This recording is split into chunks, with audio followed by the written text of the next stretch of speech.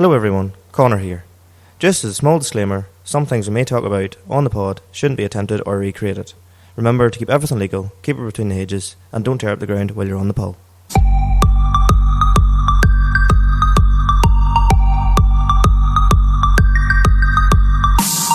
How's it going, folks? Welcome to the Agri Automotive Podcast that we are in the middle of storm. Actually, isn't it? I don't know, there's been that many of them.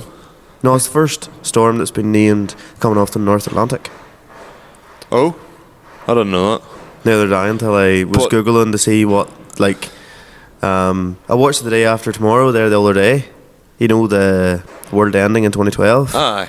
And, just sort of nosing and then I get into weather fronts and... Just now you're talking about that. Do you remember there used to be, chain messages of text? Remember it used to be, you used to send a message to someone proper. This was back in the days of proper texting, and you used to get messages before the world ends, I'm sending this to all my friends just to pass on that I think a lot of you, if you think a lot of your friends, send this to everyone in your contacts. And I was like, you sent text? Do you remember chain messages? Do you mind the one that went about that it was send whatever to for 500 quid or something? And then everybody thought they'd won 500 quid and nobody had won anything. No, I remember there was one about win a mini. And there's mini in capital letters and then valid, but everybody just seen win a mini, and a lot of girls shared it, being oh, we really need this, I need this money. I was that's just for a valid, right? There you are. So you're listening to the Agri Automotive Podcast by myself, Conor, and by hello, I'm Michael. It's Dave. Dave.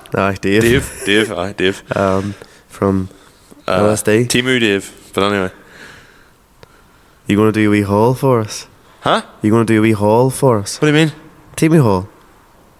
What's you never had one of them come up in your TikTok? Or any TikTok? Is that what they're called? What, if you buy a load of shit off Timu? No, if Timu sends you a lot of shit, it's called a wee Teamy haul. Timu sends me stuff? No. Ugh. Right, anyway. Sorry. Michael's not working tonight. His new hat is not doing the justice that it needs to be in. So we're in episode 46, you were saying? We're in episode 46. Yes. Well, there's shite.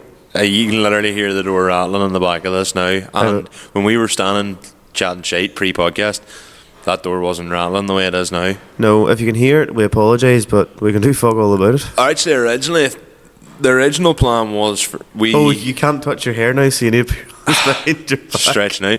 The original plan was we were actually going to do this over Microsoft Teams, and then Conor was like, I don't know how to do that, and I was like, I think I know how to do that, and I was like, because it's really bad. The last thing I want to do was Conor to drive here and a tree land and this fucking windscreen halfway down the road. Probably really couldn't live with that. So could you not? No, I'd be pretty upset. Actually, to be fair, not as upset as you were to drive the Granard yourself. Well, who's going to sit and give me abuse from the other side of the screen? Well, is there a screen now between us? You know what I mean, if someone's watching, but it's, so then we're oh, well, maybe we'll just come down. Then we were going to record in the house, and then whenever I was standing here, I came up to you told me you were don't need a recording house. I'm standing here, and I know that this is okay, and it's not too bad. Well, the door's not banging, to be fair. That was the biggest problem. Was it the episode with Andrew Morton or something? We had to stop the podcast halfway through and do the door. That's rising. I'll be fine. To be fair, I actually do feel a wee bit of a breeze coming in at me here. Yeah. So anyway, we're risking our lives. Yeah, just to get this podcast. Well, you're out. not really. You're only half a mile up the road. Yeah, you're a bit further away. Yeah, I'm a wee bit further away. But anyway, without further ado, what's new with you? See, to be honest, in the last couple of weeks, damn all. The only thing that's new with me really is probably the same thing that's new with you. It's Tullyroan. Aye. True, very true. Well, is there anything else in the farm that's really... Well, we got all the slurry out. I'll not spend 10 minutes going through that because obviously it's just putting slurry out. All tanks are mostly emptied. Silo was opened there yesterday. Right, that's the first opening of the year. Cattle were in the shed today because we assumed that the weather would be a lot worse than what it was. Well, it's not that the weather was good, but it was just we're expecting dry. Real bad rain. Yeah, pretty much. Well, the rain has came this evening. And yeah, so wee bit of a shout out to Tasty Gobshite. So Right. I could never understand where the hat that was gifted to us from them, where Yes. mine went. Okay. Could not understand where it went. So, the days of Sunday we're recording on, and I obviously brought my car over to put it away for winter. Yes. Found the hat. What was on your car? Yeah. Oh. That was smart. How long's it been there? Since that night. I put it in the boot, you see. But I didn't realise I put it in the boot. Right, yes. So I was more or less it was put in the back seat, but it's like anything between a couple of regatta soft shells, super dry hoodies and all that.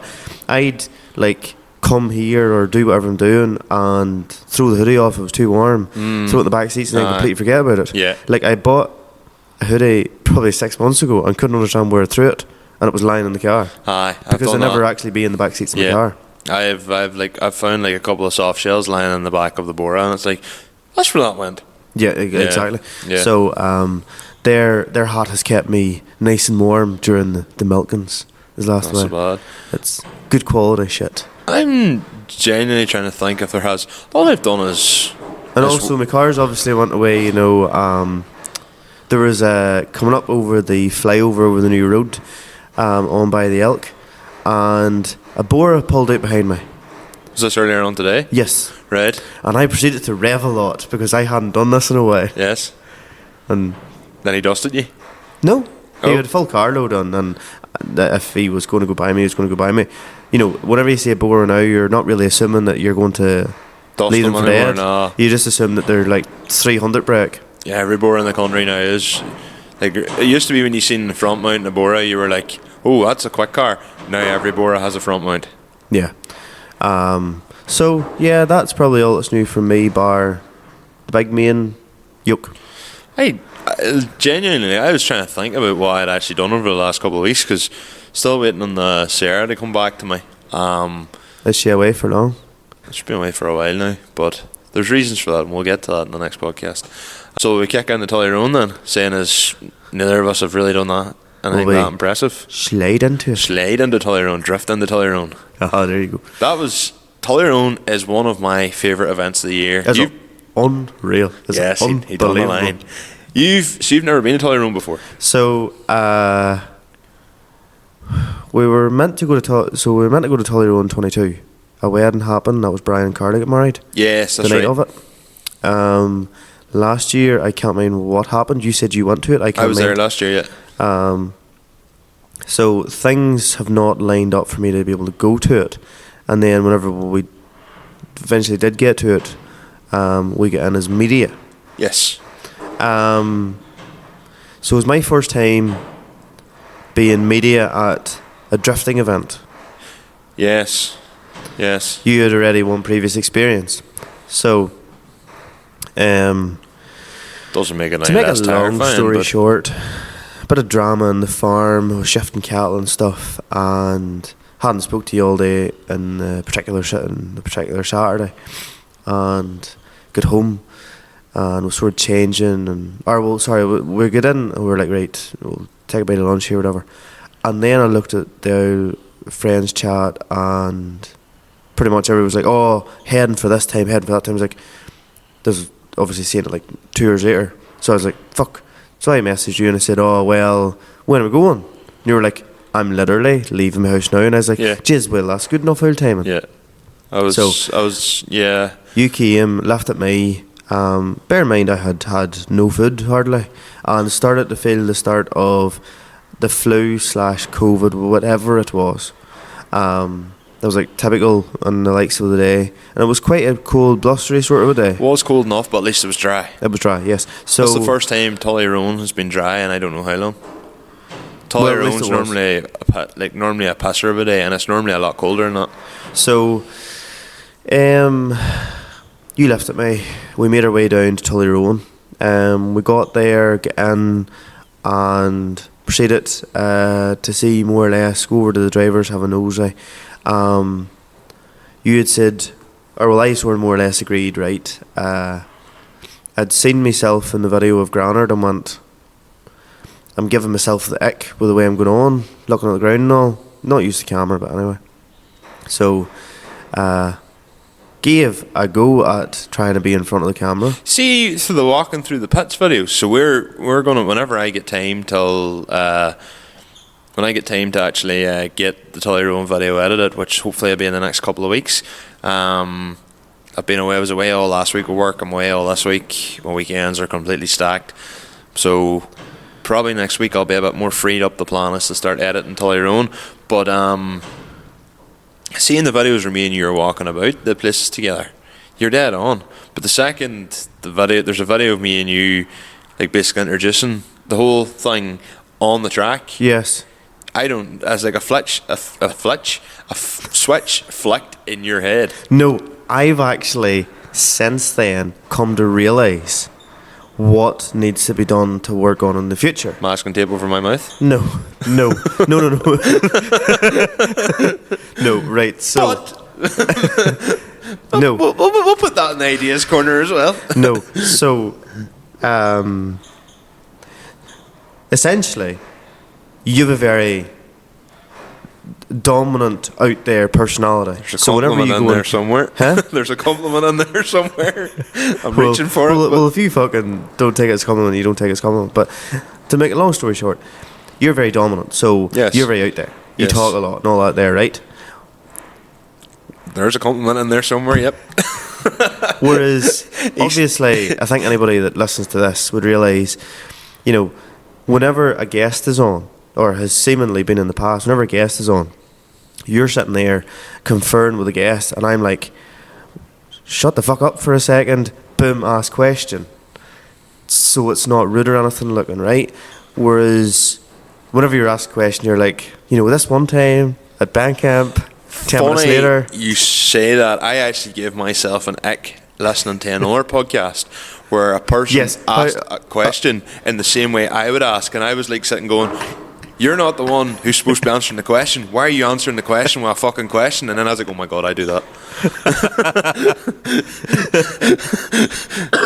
It was like, so what do you think of this? But if it was me, I'd be doing this. And you've kind of nearly prompted the get, and I was just like, why am I like this? Anyway, so where I'm trying to lead at is, right, so likes of them videos, Granard video was the same. So whenever we were actually doing the preview, like, I was getting my first watch of it, you'd already seen it and you knew what was coming and all that. Essentially, I was like, oh, I should say X, Y, and Z there. You were like, yeah, totally. Came to it, Michael, blah, blah, blah, blah, blah, blah, blah, blah. Yeah, we said this in the last pod too. I'm like, where the fuck am I going to say anything? So if I said anything, it would look like I was just butting in on you. Do it! So, no. So what I've now thought of is, right, say like if we're going, like Tullyroan thing, right? Uh-huh. What happened was you were like, we're down here at Tullyroan. This is all lovely. All these cars. Everybody, we know a few of them. It's great and all the rest. Tight battles and all the rest. I'm going there like... Hey. Right, so what I'm hearing is... No. So what you more or less be like, right, we're down here at Tullyroan. It's actually driver ones. Conor, what do you think so far of the event? And then I'm like, hello. And then you're like, and then I'd be like, Michael, what do you think? Whereas now, right, okay. Now this is one thing. No, well, you put this in the podcast. This is live critiquing so on the podcast, you're like, folks. You're like, Michael, this is great. After we've done the video, like, this is fantastic. This would be better pre-video. I did not have any time in the Malcolm parlour on that Saturday evening to have the brainwave to know this. Okay, yeah, the magic beans in the Malcolm parlour weren't feeling that night. I get it. So essentially, like, if you have in your head, right, I say 3 lines. Yeah. He interjects, and then I say a bit more. So it's like a conversation type of thing. Yes. So like, because we done that walking through the pits. It was Conor, like we were going, yes, Conor, turn the camera around, take a look at this. Conor, you're doing the walking, I'm holding the camera this time. I don't know if this is the first podcast where one of the hosts bitches about the other host to the host live in the podcast. Oh no. And then the other host is like, I give myself the ick. I did, but I was less. I'll not name the podcast because it is a really good podcast, and it wasn't even the hosts asking. They got a guest. They basically had another guest on, and they got another guest to ask them questions. So it was like, Yes. send in your questions. Yes. And the guest who was asking their guest questions was like asking a question but answering it at the same time. And I was like, but you're not answering the questions here. You're just asking them. And then that's when the realization came over me. And I was like, God, I could do with saying less. I wouldn't say you do that. It's more like, this is off the top of my head, and I'm going on fucking like knowing fuck all, because I've already been called out for saying things I've already heard them before by fucking Mr. Leonard that's down fucking Australia. Shout out to Porrick. He's like, you fucking heard his middle name before, and I was like, fuck off. Had you? Aye, but then again, he's the only person I know that's listened to us 4 times. God forbid his ears can he cope with anymore. I don't understand how you can do that, but he was like, in episode you said at 51 minutes and 25 seconds, and I was like, fuck me, you're going to town and Porrick here today. I was like, sorry. Anyway, we got down there. We were talking to a couple of drivers, so we were chatting to Stephen Halfordy, Aaron Breen. Niall Both Garrity. very good on camera. We get then chatting to Niall Garrity before he went out and done his qualifying. Yeah, so Niall Garrity was the first person we lined up. We didn't get interviews with that many drivers because, to be brutally honest with you, still not that confident about going and approaching people yet. Like, in my head, I'm like, the name's just not out there enough. With the Diffin crowd, I think it is because of the coverage of King of the Cone and King of the Rings. I think with the Diffin, yes, the name is probably a bit out there more. Drifting, well, it's a more competitive, higher budget, you know. Well, it's the other thing of, there's one thing doing a podcast in front of a video camera, and there's another, and also, like, you could say being in front of the camera in your own wee bubble is different as well, but actually going up to somebody and having the balls to say, do you mind if I ask you a few questions whilst you're on camera, and you constantly say that you're not very terrified. The thought of going up interview. and asking someone, and there was a couple of ones that did reject us, I mean, Kevin Quinn, I just done it to annoy him, and then I was like, Kev, do you want to go on the camera? He just turned around and looked at me and goes, fuck you, and drove off in his quad. And I was like, that was the time he came out of the Oval. Oh, he said fuck off. No, I said fuck you. Oh, he said fuck you. Yeah. All right. But then whenever we were interviewing Halfordy, he came up behind us in badness and just started beeping the horn. To be honest, so Niall Garrity, Niall has his own YouTube and all, so I'd give it to him, he's very good at it. yes, and it has been, and Niall's well liked and well received within the probably that between the sort of, I want to say, the stance scene and the drifting scene in this country, because he's got his own YouTube. He had obviously the 3-door Jetta back in the day. He made the only Mark V Jetta coupe. Yeah, he went into the drifting, and he's he's in with drift games and all those guys. Like, if you're walking through the pits at Mondello, he'll be marshalling at it. He'll be standing there talking to Adam LZ, that's the level of where he's got himself to. But so I was like, right, if there's anybody we're going to get, Niall Garrity's going to be a good person, and I was like, if Niall says yes, then this will hopefully bring up the confidence. Niall did say yes. I was going to say, of course, Niall said yes. He might not have. Niall said yes, and we had an interview with him, and I was like, okay, that's feeling better. And then we went and we were going to go and get Stephen Halfordy. Aaron Breen was standing there. Yes, Aaron was putting petrol in his car. And then I was like, do you know what? We'll ask Aaron. Yes. This may sound like an insult, and it doesn't mean to be that. Because Aaron would be a bit quieter than Stephen and all, I expected Aaron to be a wee bit more reserved. He was really, really good on camera. I was really impressed. I was like, he's it really that's one of the defining nights for me. I was like, how good was Aaron Breen? Even on camera, and then his driving as well. But we'll get to that in a bit. But Iowa 328.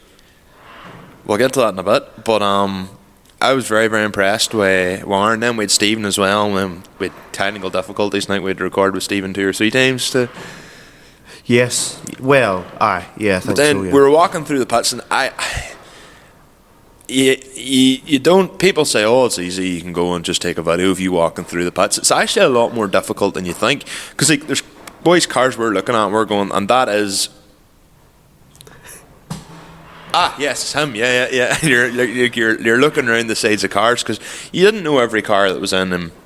You know, people may be looking at you, and maybe this is just because we're holding the cameras, and I get really self-conscious, and I'm like, them people are probably looking at me thinking, "What? Look at that dickhead with a camera." Well, probably are like. Probably. But at the same time, whenever you were videoing me walking through, my struggle is I naturally just walk through and concentrate and take it in. I never speak. Rather than really. commentating. Yeah. Whereas... Do you know what? You actually don't... You don't... I think... I haven't really watched too much of it back, like, but I think you done quite well. We'll have to edit a lot of it because there's a lot of us. Oh, well, that's the greatest compliment ever. I think you done well, but we'll really have to edit a lot of it. What I mean is there's a lot of us going, who's that car? And there's some really nice, I think that's an S13. Is it S13? I think I was... and then we're like, oh, and it, you know, so there's a couple of things like that, obviously, that we have to... And then... Sure, we were chatting to... I think it's... I'm going to say the name's left me, and that makes me sound borderline racist, but I'm pretty sure it was a Victus. It has the most stylish BMW. Yes, a Musket at BM. I would say it's probably styled on a Musket. Yeah. Polished wheels, like, definitely the most aesthetically pleasing car a BM there. engine turboed? 330i engine with a turbo on it. Yes, and it fucking went well whenever it was new. It's a real good going and thing. A very quick car. I always thought them engines were quite soft, but that's just... The only thing I would say is they wouldn't have the same sort of sound as the likes of your 2J or your RB. No. But the thing is, it's still a 3 litre petrol. So yeah. I would say if it was built, you would still get your big numbers if it was all built. It was sure it was bound to be 450, 500. Oh, every bit of it would have been surely. What do you have? Was it G30 660 or G30 770 turbo or something, or maybe I'm getting mixed up with someone else. But I know because I remember saying to him, I was like, someone told me that your car was a weird engine. I was like, but I'm pretty sure it's a 330. And he was like, oh no, that's exactly what it is. And I was like, I was right. I was like, someone tried to tell me your car had a 2J or something, and I was like, no, definitely not. But that was definitely one of the most stylish cars there that day. It was such a nice car. But it was, I'll tell you, so after doing a walk around the pits and talking to a few people and annoying a few people, we then went up to go onto the oval itself. Yes. So I kind of see, because with media, obviously, the best thing you want to be getting is angles. And this is something I really noticed from our King of the Cone video versus the King of the Rings video. With King of the Cone, me and you were there with both videos. And see, whenever I done the transition, like from my angle to your angle, it made it a lot more pleasing to watch, in my opinion. Whereas with King of the Rings, because it was just me doing the video, and I don't think it had the same... I don't think it was as nice a video to watch. Okay. So see, with us, like, in one way I was kind of a bit, like, as a bit of a shame, and I thought you would actually... I didn't give you enough credit for this, and I said this to you at the time, like, because you were standing on one side and I was standing on the other, and my biggest fear was, right, Conor's come to this with me today, and he's like, oh, I stood there in the cold on my own at one side of the track having to just video cars. And I know you enjoy doing the video sides of things, but I was kind of thinking, I was worried you'd be sitting going, fuck's sake, like, I'd have had a better time if I'd have come along with, like, just if I'd have just went there with, say, the likes of Adam or Michael and had the crack. And then you walked up to me at the end and you were like, that was one of the best days of the year. And I was like, did you seriously enjoy that? And you were like, yeah. And I was, because I enjoy it. I can happily stand on my own taking videos and stuff. Like, I'm more than happy to do that. But I just felt bad that maybe I dragged you out here and was now expecting you to stand and do all this just for the sake of a video. No, like, so whenever we went out to begin with, my biggest thing was I've only brought a baseball cap. Should have brought a woolly hat. Yeah. Don't want to get a head coat and a bit of a... I'm convinced, speaking of a hat, I'm convinced some fucker cut my hat. I knew that was going to come up at some point. It's actually in my one wheel pills at the end of the podcast, but I'll say it now, I think some fuckers cut my hat. But so we went up anyway, qualification, and looked at my phone, I charged it on the way down the pickup, and it was like 95% or something. So where we're standing at, I was like, it's sort of thing where it's like, yes, I'm a fish out of water here. I don't really know where I can go, what I can do. I've never done this before. So happened to be, you were talking to Sammy Kelly and Megan Holcroft, yeah. Yes. You were chatting to them ones, like, obviously Psych Automotive and Driven by Cameras, by the way, just for the plugins. Yes. So anyway, whenever I had seen you speaking to them, no, Simon had went away to another part. Yes. But you had went away to the other side of the Yes. track, and I was like, oh, because obviously you hadn't been like, Conor, this is Megan, and I spoke to Megan at LZ Fest. No, I was like, Of course sorta not. I'm in terrible behind at you. introducing people. So I was like, Megan, isn't it, and all that. So I was just like, look, guys, if I'm in any way in your way, just don't hesitate to tell me. That's what I tell them Don't as tell well. me to. Don't hesitate in telling me to. Could you move out the fucking road, like? Yep. Because I'm here with a camera, and then as you were saying from LZ Fest or tour, whatever you want to call it, you're there just to get a quick video to talk about something on a podcast. You're not exactly, trying to get photography out of it. No, we're just getting video. Like the video that I put up, like if you look at all the live streams are from far away because they're commentating, and that's kind of what we're doing. We commentate, so we don't need. It would be nice to have in-car footage and all that. I don't have the time to edit all that. So for what we do, and because we do a video where we commentate, it works for us. Yes. So you do have the video of Dwayne McKeever doing the 360 though, right? Oh, deadly. Yeah. Yeah. I have a video of his spoiler smashing 20 yards in front of me as well. Yeah. That was quite alarming as well. I was like, fuck. I just got my legs wiped out by a big wing labs. What do you call them? Big country labs. Yes. Spoiler, yeah. Big wing labs, big country labs. Your brain's not working. It really isn't. I'm heading to Germany tomorrow with work, and so that's where my mind is going at the minute, You'll be like, hello. Hello, ich. Don't even try it. Don't try it. So, Shannon, good talking to Megan, like 2 seconds, and Conor from Rally Snaps as well. Yeah. And whenever I was like, look, don't hesitate to tell me get out of the way, they were like, no, we're all here to get our own wee bit. So anyway, I got a bit more confident after a wee bit and sort of stood up a bit further from them. Now, apologies if anybody was behind me, but it was like, he's a big grand. You do kind of feel bad. I was glad where I was standing because there was actually a metal grating behind where I was standing. Probably for that reason, is probably people were shouting at the marshals going, oh, you couldn't move. Yes. But no, nobody said boo or anything like that at all. And then it sort of worked out. I got shouted at LZ Fest. But people who knew me just walking by, fuck you, Michael. So, first couple of videos obviously was getting my bearings, and then with our iPhone you had like your main camera lens, and then 2 times was like it slightly cropped in to get a bit closer, and then 5 times is obviously another camera lens. So worked out it was more or less fit to the cars were initiating and basically beside me. The odd time either a bit off the car or a bit of rubber hit me either in the face or the leg I and got stuff. whacked with rubber as well. So anyway, it was like you had VIP seats to watch cars that were initiating 3 meters in front of you. Yeah. No more. And then obviously you're fit to get, to be honest with you, some of them were doing burnouts, and I nearly felt like they were doing burnouts beside me in badness to try and kill me with the tyre smoke and that, One thing I have to say, because I was going to originally suggest that we talk about, obviously we'll talk about our highlights, but there's a proper video coming out, so we can leave a lot of it for that. But one of the things I will say, and I thought was quite cool, is drivers that knew us, whenever they were at the start line and I was videoing them, I was getting the sham hands from everybody.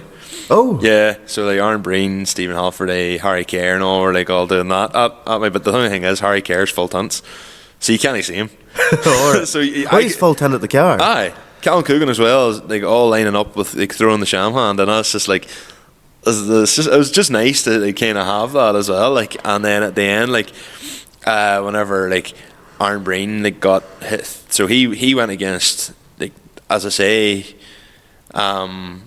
Oh no, okay. I'll follow up with that in a bit because I'll talk about my highlights in a bit. But having all that and being able just to be able to stand there and like get the videos and stuff and all, and you're just so close to action. Like, and then Pedro Costa like wrote to me going like, "Did you get the video of Dwayne's car going up in fire? No way, like underneath his bonnet, started smoking." Yeah. And I was like, "No." He goes, "Oh, Dwayne was asking if you had it," and I was like, "No." I was like, "I'll be honest. I didn't want to be seen videoing some man's pride and joy go up in smoke, and two, I stopped videoing because I was waiting to get ready with a second fire extinguisher in case I had to jump on the track and help put it out." At what point does his car go on fire? The manifold, I think it's the same thing that happened at LZ Fest, though I can't be sure. He told me the wiring, but if his wiring went, then how did he do all them burnouts and all at the end? Yeah, true. So, but I think the manifold I think the downpipe just got a bit hot. Oh, really? Yeah. You fighting a yawn? Yeah, did fight a yawn there. But yeah, so me and we'll do a proper rundown of the entire event. But what were your main highlights of the day? So, one, being in the position where I was. Yes.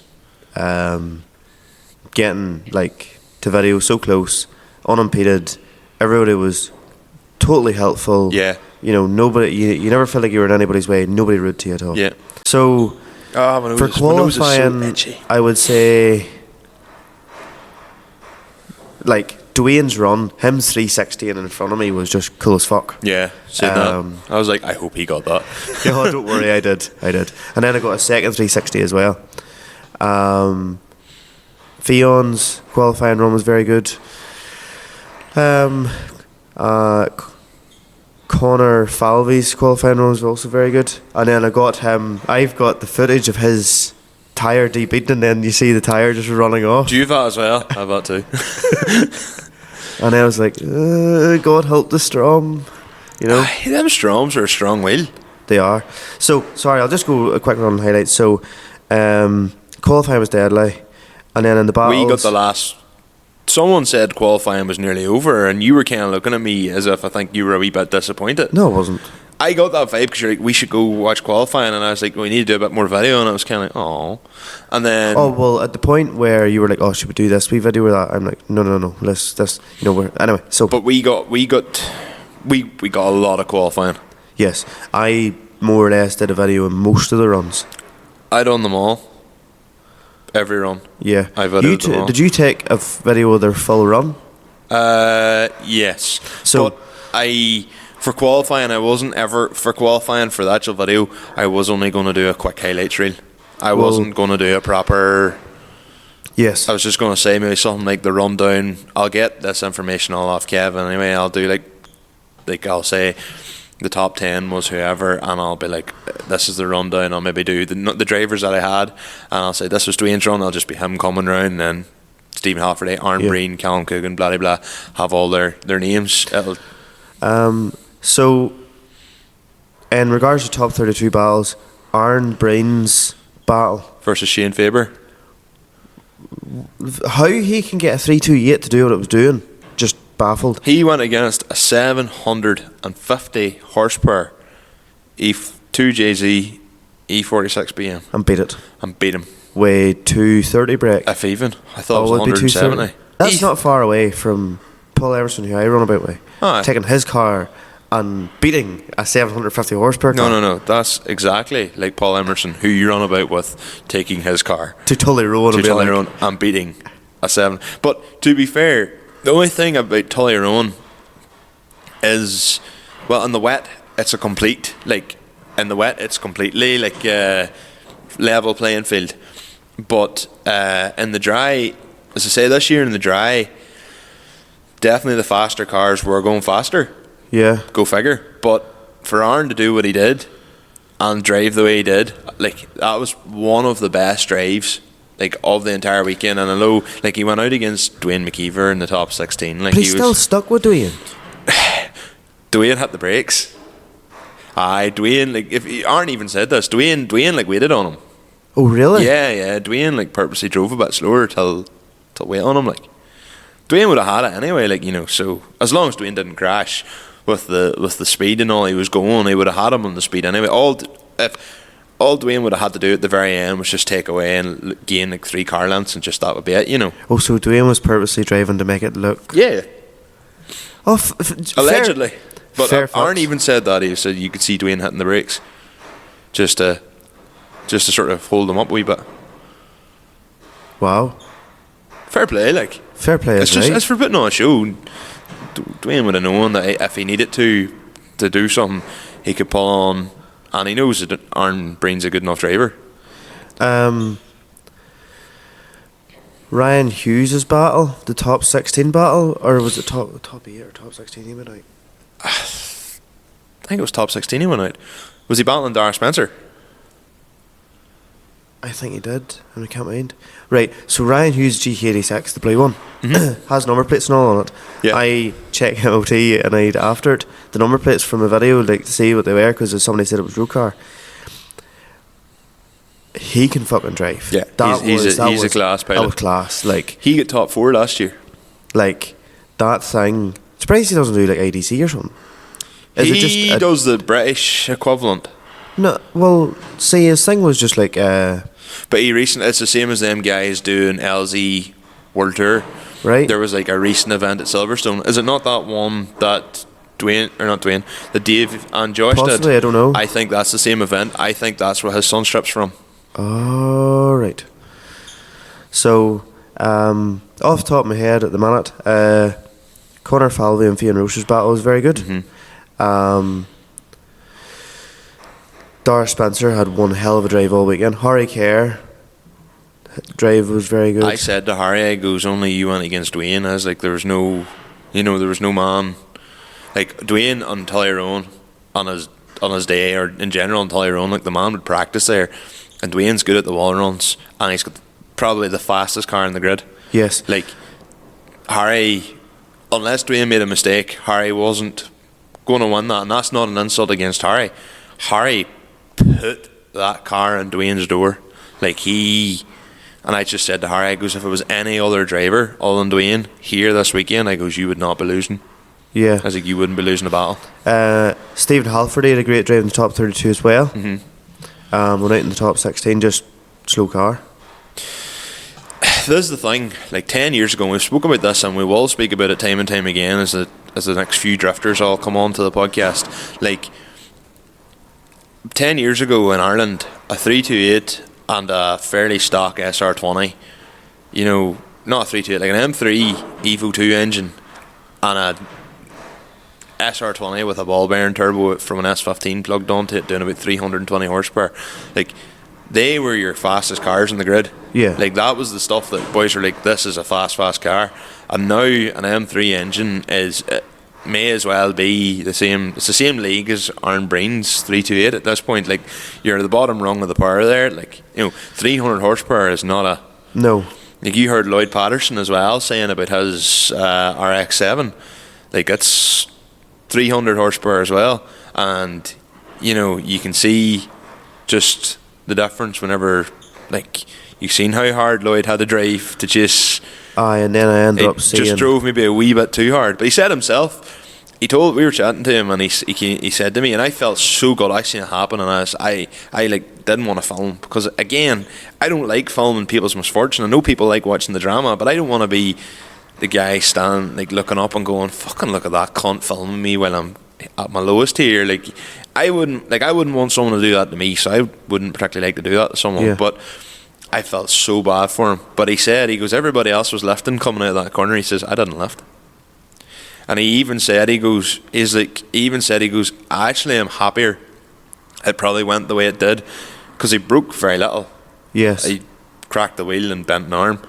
For the size of the crash, he got away very light. Aye, because the wing and all was...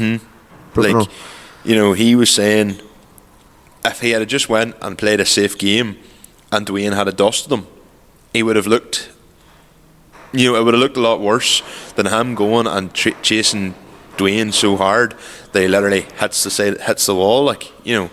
So while it's not ideal, Lloyd's not kicking himself too much, like. No, and his car's deadly. Like, that RX-7 is class. I think he has plans for it.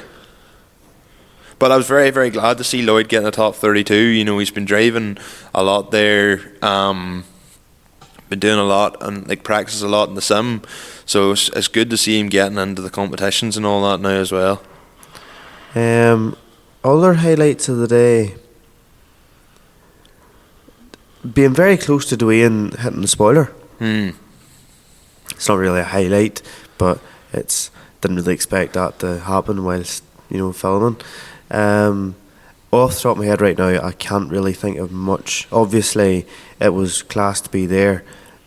Like, different perspective. You're a bit self-conscious to be videoing all the time, but not everybody is filming all the time. So no, it's a nice perspective.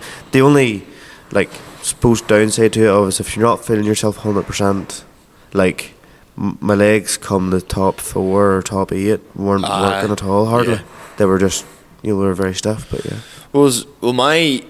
you've already mentioned him anyway, but probably one of my other biggest highlights of the weekend was just, as you say, Dara Spencer. Dara Spencer's buy run, I think, in either the top 4 or the top 8 was, if he had done that run as a qualifier, he probably would have topped qualifying. Like, he could have just went in and drifted the first corner. Yeah, he went in and he absolutely sped the track.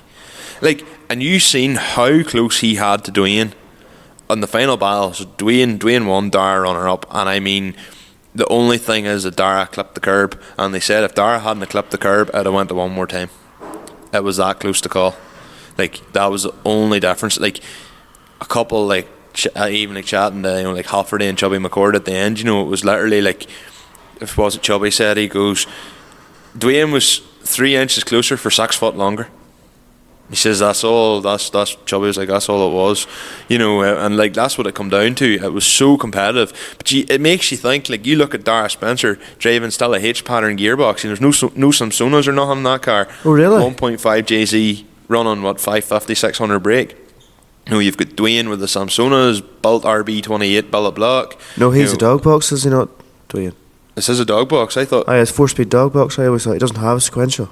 Is he not a sequential? No, he's never had a sequential. Oh, I thought he was a sequential. I thought he had some Samsonas in that car. No, I'm fairly sure it's a dog box. But even that he's a Bulldog or a Winters diff and all that. Bulldog, Dara has a, you know, it just shows you that, like, the right man on his day, excuses go out the window. Like, Tullyroan you've seen also, how close Dara Spencer was to Dwayne. I'm not going to take anything away from Dara, but the track helps everyone massively. And that's why it's perfect. It's not like you're initiating into Mandela, going over in the Global Warfare or the Drift Masters layout. No, that's what makes, where you need horsepower. But whereas Tullyroan obviously leaves everyone competitive, where everybody is a fairer chance. I think that's what makes Tullyroan so special. Everyone can see the entire battle. You know, when you're sitting up on the bank, you can see everything. You can see the entire course. You can see the entire track. It makes for great viewing. Like, it's one of my favourite events of the year, and hopefully Kev just keeps it going. And every year it seems to be getting bigger and bigger. There's bigger sponsors coming along. Like, I know Kev, with the name and all he had anyway, would have been able to push it. But like, even coming up to promoting it, he's not scared to post every single day. Like, I wouldn't have the balls to do that. I'd be too feared of people saying, fuck up, like, why are you posting this? Shut up, we've seen this too many times. Like, Kev just posts and like, running about there that day, running about like an absolute madman, trying to get stuff sorted. Everybody running about, you know. Very, very well run event. You know, there were very few hiccups all day. Like, anything that went happen, like, marshals were straight onto it. You know, there was no problems. It's just genuinely a very all-around good event. And I anyone who, even if you're, you know, down the country, even down County Meath, further down, you know, and you're 3 hours, honestly, even you're 3 hours from Tullyroan, I would highly recommend you make the trip. So 3 hours from Tullyroan's probably Waterford. You're basically going to an event that has a lot of big names at it. You literally had Drift Masters level drivers. Conor Falvey, Fionn Roche, Dwayne McKeever. Oh, I know. No, I'm not taking away from that. You know, you've basically the best in the business. Mm-hmm. And essentially, a stock car track, and it's very accessible for everybody to go. Yes. And you can walk in through the pits. Yes. So you're not worried about, you go to Drift Masters and it's hard to get into the pits. And Yes. you're worried about annoying people. So yeah, no, I definitely one of the highlights of the year by a country mile. Will we move on to our guest? We will. We had Hugh Barr on the podcast, and Hugh is known throughout the model farm construction clubs and all, and it's something I've thought has been cool for a long time. And Hugh's been a long time listener, and we from the early days we had chatted about saying we'd like to do something covering the models. It's something, it's farming for on a different level, you know. Obviously not like in terms of actually going out and milking cattle, but it's something else. It's a hobby. It's something that costs a lot of money to get into, as I've found out. There's a lot of people interested. It's a lifestyle for a lot of people. Something we'd like to tap into, and I think bringing Hugh on definitely give us the platform to do that.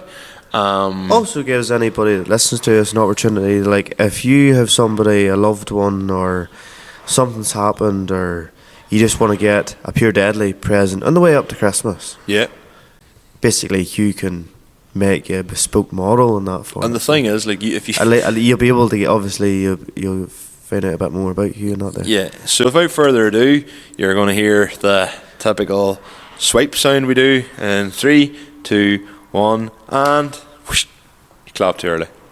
So we're going to break the fourth wall here. Michael's talked that much shade about what way this is going to go. This is pure disaster. I know normally we don't plan things too much, but it's just there's that much content here, sort of kind of. You're nearly scripting it for us, aren't you, Yeah, Michael? kind of. Well, we go ahead and maybe introduce our guest. Oh, good man, you've frozen. Do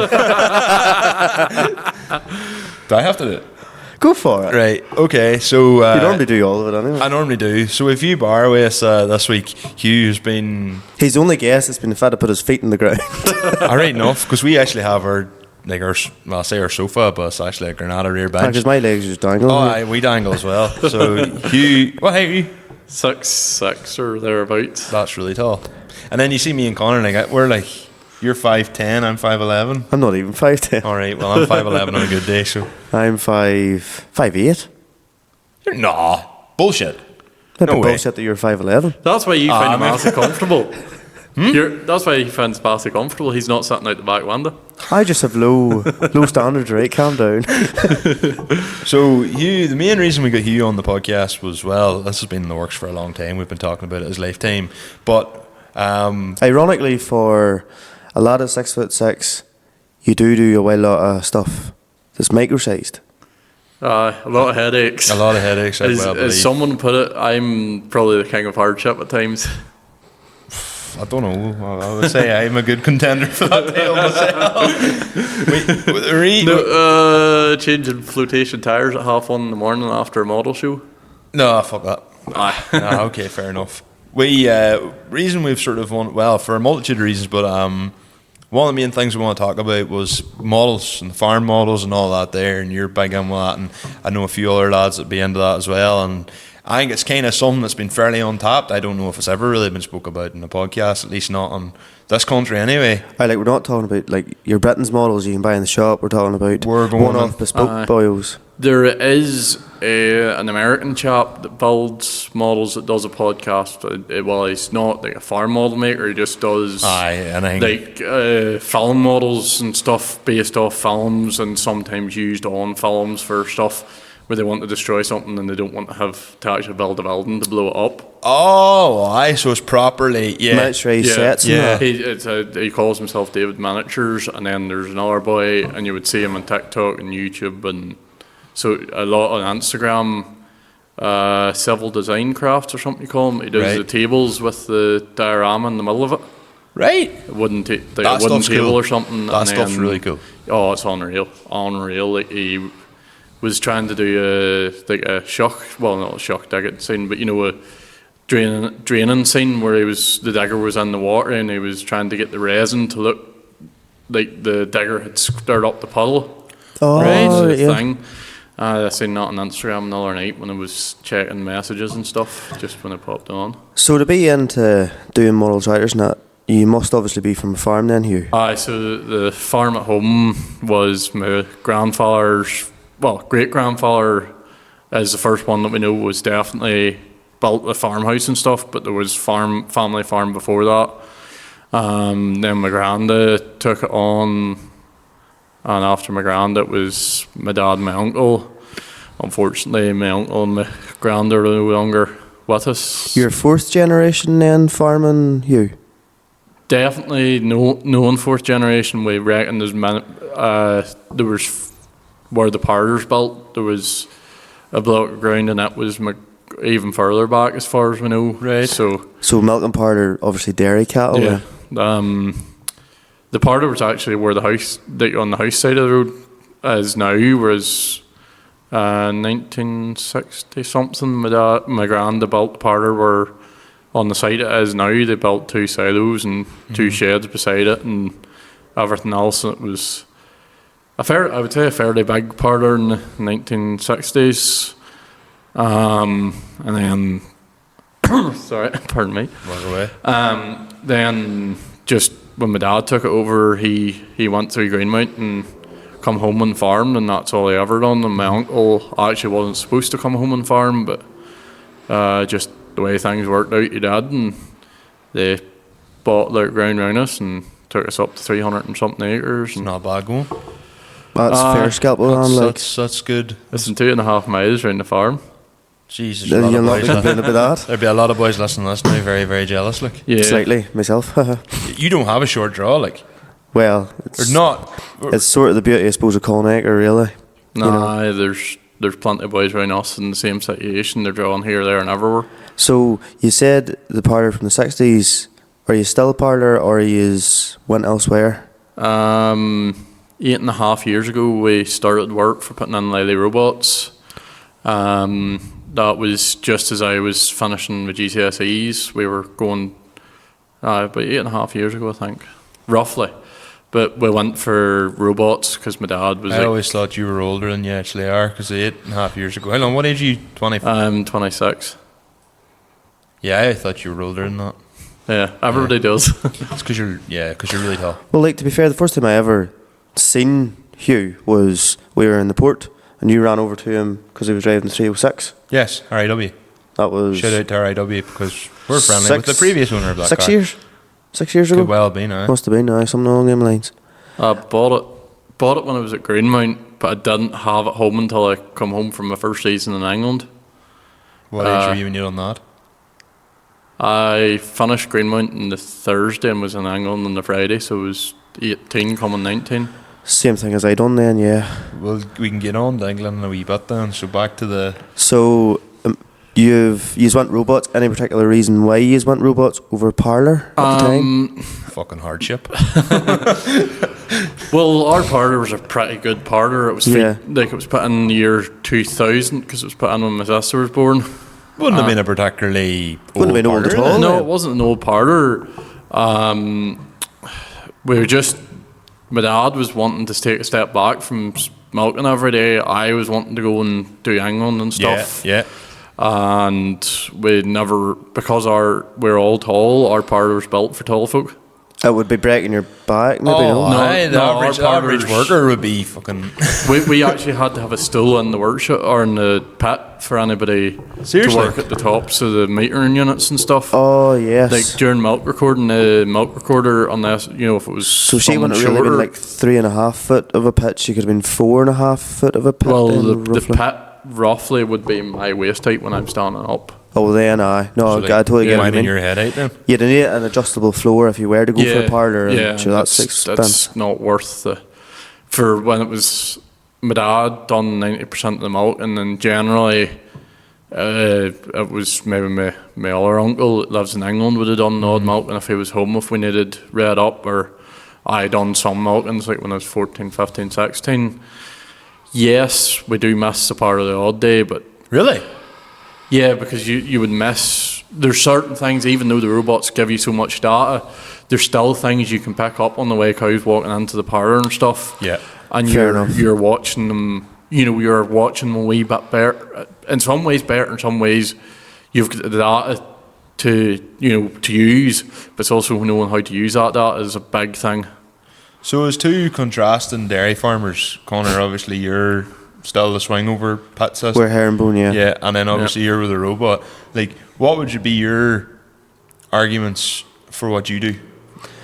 Well, realistically, as somebody that's really big into technology and all that crack, the robot's always going to tell you more, Yeah. regardless. But as Hugh says, like, You don't I get the see same the cows feel. coming in Yeah, you don't get the twice a same day. feel with a robot.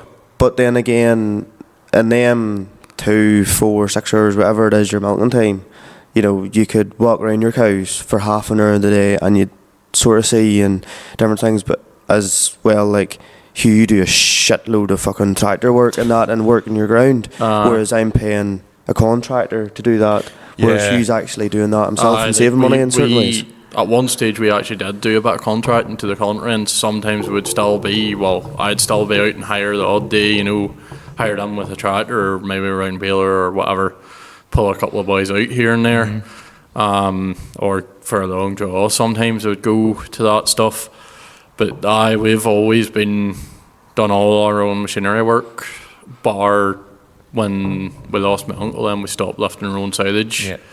Just the harvester had a massive detonation that year, and we were putting in the robots at the time, and just it was easier at the time to go for a contractor, and then with You need me some being time to yourself, basically. yeah, well, it's more with me being away. There was no point in us having, say, going and even buying a small class Jagger at 35,000 or something. Yeah. Still a lot of money. It's a lot of money. The trailed harvester, yes, it's nice to have your trailed harvester and everything, but for me, if you're wanting to cover 200 acres of first cut, That's a lot. cheaper self-propelled in a lot of ways is still the better option as Oh, long I as you think- look after. Because you need a tractor with like 300 horse to do something similar to You it. would need 250 anyway to be Competing with a competing with a self-propelled. self-propelled. Like, I think your your trailed harvester suits you if you're maybe up to 80 or even 100 acres in the first cut, and you've got a good enough tractor. You can maybe lift 30-foot rows a bit slower. Like you've got a TM 155 or something well at herself. you would need something well at yourself. You would, I remember drove say the fella, he had a TM 130 on a 10X, and she was lifting 30-foot rows, but it was slow enough. But we got 120 acres. James Heaney will correct me on this maybe because it was along with him.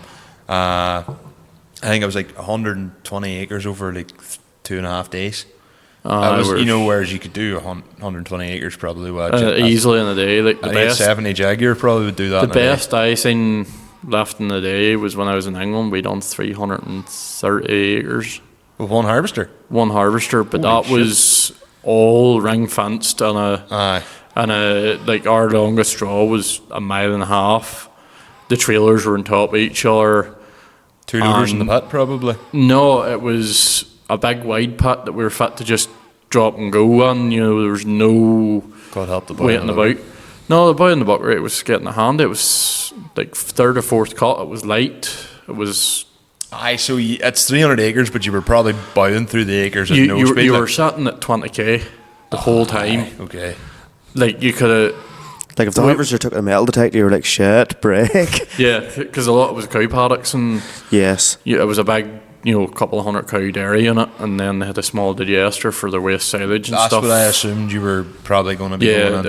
it was a fairly well run system now that was out and but no, it was a contractor I was working to out there, and we were out there, and we actually had a breakdown that day. There was one of the plates in the bottom of the blower cracked, Right. and she was starting to plug herself, so we had to stop, but we had a spare one luckily because we knew it was on She its was way on out. the way.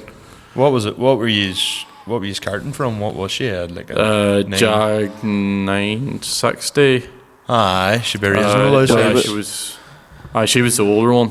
Mm-hmm. She was a 494. 49. Aye, Okay. 494, and then they had a 497, which is the ones with the black grills but the same side panels and stuff. Yes. So there was a lot of machinery going that day. Aye. And go on ahead. Well then, do you find with the robots and that, how many cows are you milking now at the minute? We're actually down about the minute just with family things happened over the last 12 months. We've not maybe hit as many cows in calf when we've wanted, and Yes. things have. There was a wee lull there, and we were down below the 100 mark, but usually we aim for 120 thereabouts. 2 robots That then? must be robots, two yeah. robots, aye. Lily, I presume. Like random fact for you, and I don't know if you've heard it before. Supposedly, the North Antrim area where I'm, where we're sort of based at, Aye. Yeah. has the highest population of milking robots per square mile in Europe. Seriously? I'd Yeah. well believe it, aye. Well, every partner around me is a robot. Suppose that. Because I there's suppose a, anybody you're speaking to. there's a lot of ones around the Glens that were sucklers or beef went into robots. I put one robot on. Because a robot, if you're a beef farmer, not taking away anything from a beef farmer, but a robot with all the data and that there, it's slightly easier to manage a dairy cow. Like for yourself, like I have to physically see if a cow has mastitis and feel for it, whereas the conductivity will give you a good I'll inclination. flare up before you would even, they could Yeah. get it 2 or 3 days before you would even see it. So you have an advantage through technology that I don't. And you can in theory, you're meant to be able to get away with a lighter dosage of, our treatment process. Yeah. Doesn't always work, but like we've definitely, my dad was very good at keeping top of mastitis when we were milking, and generally we are pretty good with the robots. Like you always will get a bad case here and there, but sure, every system is that. Oh, aye, yeah, totally. Yeah. See, for, like, I take it, how much of your ground, so if you've got 100 cattle, and all year round, how many acres are you actually drawing onto the pit throughout the period of a year then, roughly? Depends on the year. Usually the cows are actually out because we have 70 acres round the robots. So you graze them out they're, as well? they're only out during the day for a few hours. It's more. I still think that's ideal. I'm going to say this, and as a wee bit having a go at my dad, it's my dad likes seeing the cows out. But I do too. Aye. I'm 100%. I said that a couple of podcasts ago. I completely agree. We would need to change the infrastructure to really make it work. Yes. But for some of the stock we have would actually be better indoors. But there's a lot of what I would call fancy cattle that have been brought out of the continent, and good cow families here, there and everywhere that my dad's bought over the years. Yes. So nearly all pedigree Holsteins. Right. It has been as long as I've known it. We've dabbled at the odd Fleckvey and stuff. That was actually going to be my next question. You said continental breeds. I was going to ask, did you go for? Well, like anything that we don't want to milk, we'd cross out to a beef breed, and generally a lot of them are just sold through the Clary market at a couple of weeks to a couple of months old, depending on situation. And then you would have Fucking caught around me there. and then You're my more dad flexible would now. be genomic testing and all Yes. that. A lot of the more fancy stuff that I don't always understand because he's cows and I'm the machinery. Well, I get that because I'd be more. have you ever thought of zero grazing? We actually do zero graze to an extent at times. Like last year, we done a lot of zero grazing because we have our own round baler and mower. Oh, yes. We were fit to put the front mower on and zero graze with the tractor and mower combination. Just put the bale straight into the cows then? The zero grazer is a thing that keeps getting bounced around our kitchen table. Because, like, for your system, like, there's a fella not far outside Ronaldstown does basically zero grazes as much as you can into the robot, obviously for during the day feed, and then he's Is that the topped it. 340 man? Yes. And like, Miller? yeah, he wouldn't go away from it, but with yous having a good block beside the house, well, if you have a round baler, then there's no real point. This year, with the way grass growth and stuff was, we actually cut a lot of that block for silage. Yes. But like the next dairy farm beside me is 2 Lely robots, 120 cows, and he is a zero grazer. And like I see, but he wouldn't have the same basic ground around the yard as us. Yes. You're further north than us here, so like we're all in the Ban Valley. Like I'm obviously beside the Ban. You're beside the Ban as well. 3 fields from the Ban. Aye. Well, our Like- fields pretty much goes down to the Ban. Yeah. What I know is you get further north of us, Like, we're just clay here. As you get further north, it gets more sandy. Like, Oh, we have everything. well, we have everything. Limavady and Port Rush and all them places all have real good No, ground. that's real good ground. What very if you, nice. so, because you're talking about zero grazing, that's all well and good, but if you get a spate of real bad weather and you're having to go out, like, are you going out with flotation tyres on? Would that be a thing? You don't buy one without it. I know Yeah, but somebody I mean for the does zero tractor graze even. with flotation tyres on his tractor when it gets bad. Like 1050s on a wee 6020 on a zero grazer. I like. Not far from here, You'd- from me. You'd nearly put 800s and 710s in the tractor, or even 900s. Just a very expensive day out by the time you buy your big You tyres. see, if I had the likes of them tyres, they'd be used for a lot of my top work. Yeah. I'd spread a bit of fertiliser to win boys locally and bits and pieces. But no, when you go back to the ground, we have everything. Where the farm is red brick clay. Right. You go 250 metres up the road to the top of the hill, there's a sand pit. You go over the far side of it, it runs into black moss. You go on up past that and it's real nice round Ballylagan Church there. It's real good growing ground. Like, Yeah. it's the sort of stuff that you could plough in the morning and sow in the afternoon. And we have done that Right. on one occasion. I've actually done that twice this year on it. Just if you get a good spell of weather, it'll go, and it would be some of the best ground around me. Like, if you had 200 acres of that, you wouldn't know you were 11. Yeah. Then there's another bit of a sandbank in our farm as well, and then you go 2.5 miles down the road to the next neighbour, and where his yard is sand, like just running sand. For what I've always said is we can't grow crops where I live, and that's ironic because literally my next door neighbour, the farm over there, Sibbets, they're arable farmers, and he's growing potatoes over there at the minute. Good clay soil, if you have it rightly drained, will grow crops. Yeah. Like, when Like was the clay- last time the- you... The when key was the last word time here you- is rightly drained. No, Clay will, like a good clay soil will grow. The problem grain. where I'm at, so see this side of the, to be honest, I'm exaggerating a bit because this side of the road here, like at the top's gravel, and like the top there's known as the gravel hill, like it's grand. But as you go down, you're heading towards the ban, you're heading towards the forest. The problem is when you get there, and the other side of the road's worse, the shucks are nearly as high as the fields. So whenever it rains, the water doesn't Just have enough sits of a there. fall to get Aye. away, so it just sits there. That's that along the fact is blue clay doesn't sort of really. When did you last drain your ground? 2008. I'd probably do it again. You get bits of fixing done. There was one bit done 2 years ago, just one stretch, because the tree, literally, there's tree and grew branches Grew through it and grew blocked the the roots, whole not thing. branches, Yeah. roots literally grew through. We had a drain that was running out of ours and into a neighbour, through a house, through his house, and we had to take two trees. Well, he had to take two trees out of his garden and dig, a bit between us all. There was two houses that backed onto each other, and then we were running behind the both of them. And of course, it was right in where all three property lines met, basically. So he had to take out trees and hedges and Supposed to everything put a to dig storm it. drain away, even. Well, you see, it was an old railway line Right, yeah. Oh, right, for yes. the old Coleraine to Mackerel Railway Right. that run through the middle of Ackday. Oh, well, that would make sense, I suppose, wouldn't it? Yeah, the railway runs right through the middle of our farm. Seriously? It Yeah. would baffle you where, like, railway Well, lines... there used to be so many of them about the country, like back in the day. We've got a Every ground town's and got a a railway station road. line adjacent to it. Seriously? Aye.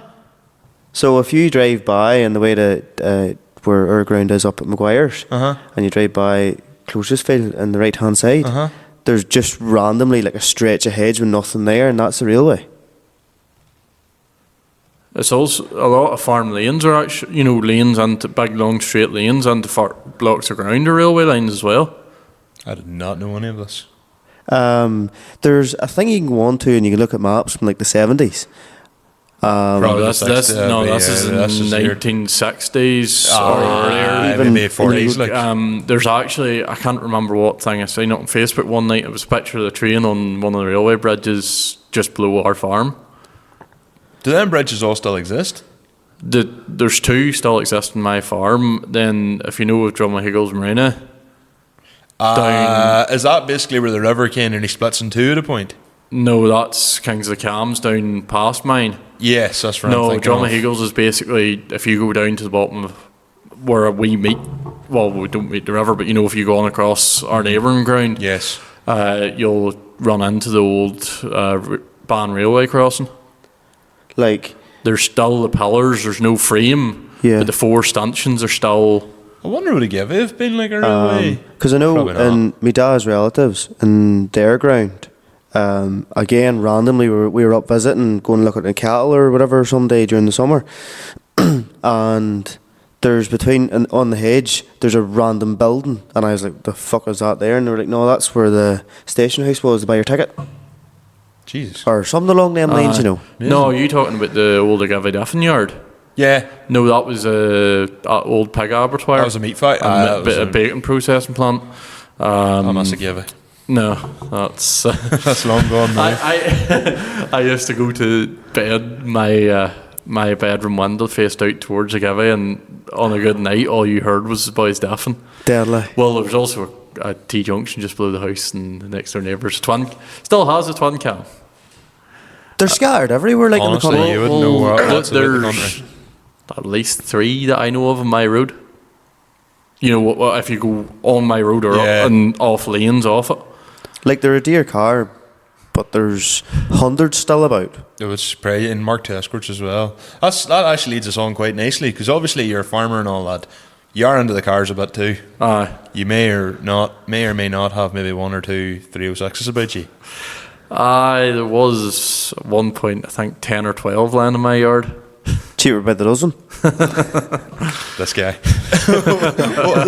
What? I'm not. You don't have to convince me or Conor. Like when we turn around and go, what got you into them? Because they're just cool. Like obviously, but whereas like out of them 10 or 12 cars, how many of them were actually desirable running vehicles? Running, a few of them desirable, maybe one of them.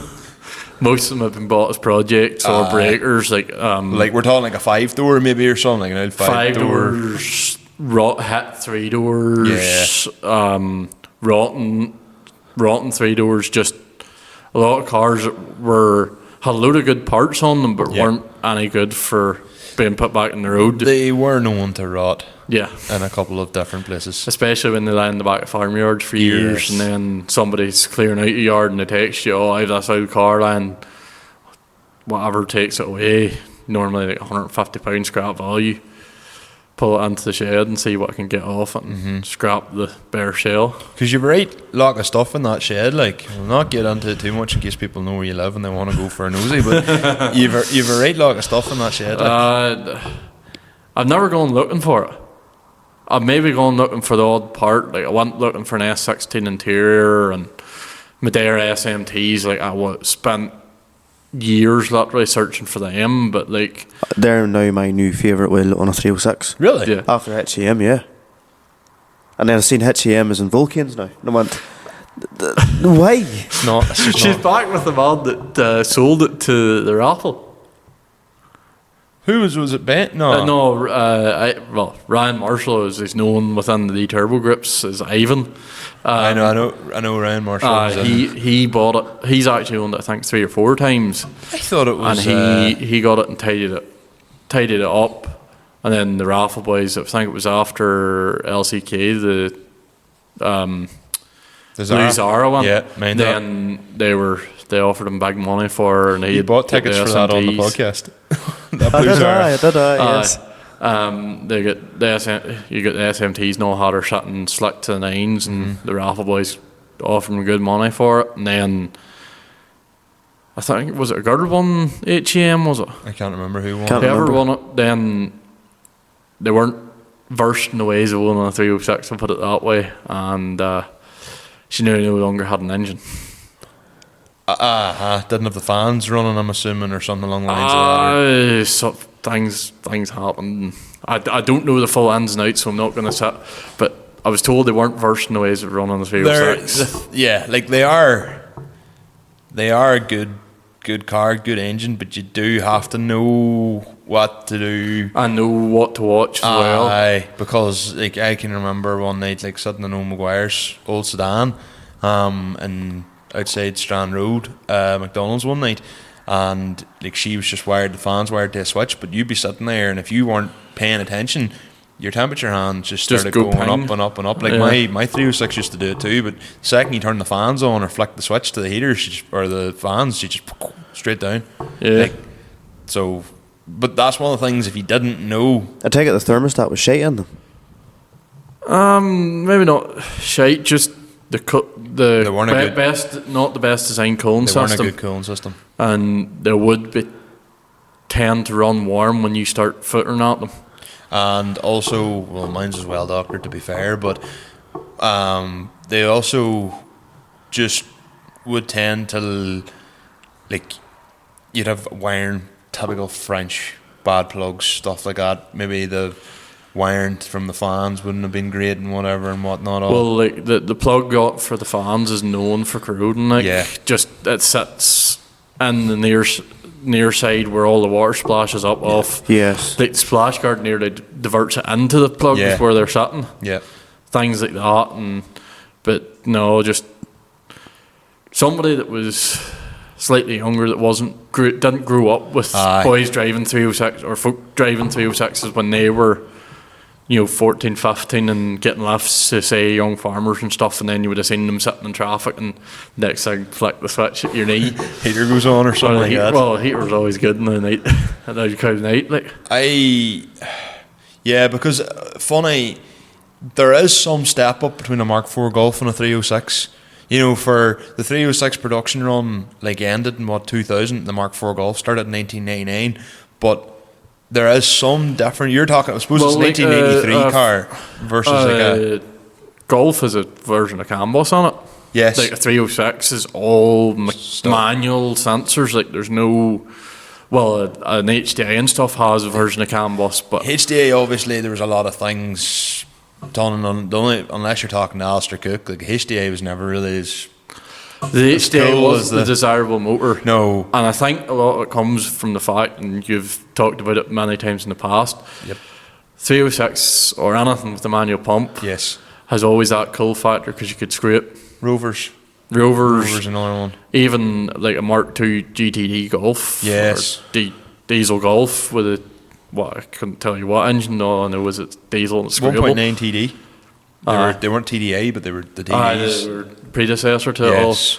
But like you still had your manual pump, your boost compensators. OM606s, OM603s actually had the man, and then 606 is a sort of a bit like a TDS pump. yes, Yeah, but like all that there, they all had the cool factor. And that same as was the always- tractors. Oh, So aye. it's exactly like the tractors, like your TMs and your old 6290 Massies and stuff like that you could take. You could sit and go with a screwdriver or an Allen key, set of Allen keys, and sometimes you had a wee bit more footing than others. Some of them you have to go into it a bit more, and other ones just pop a wee cap off and off you go.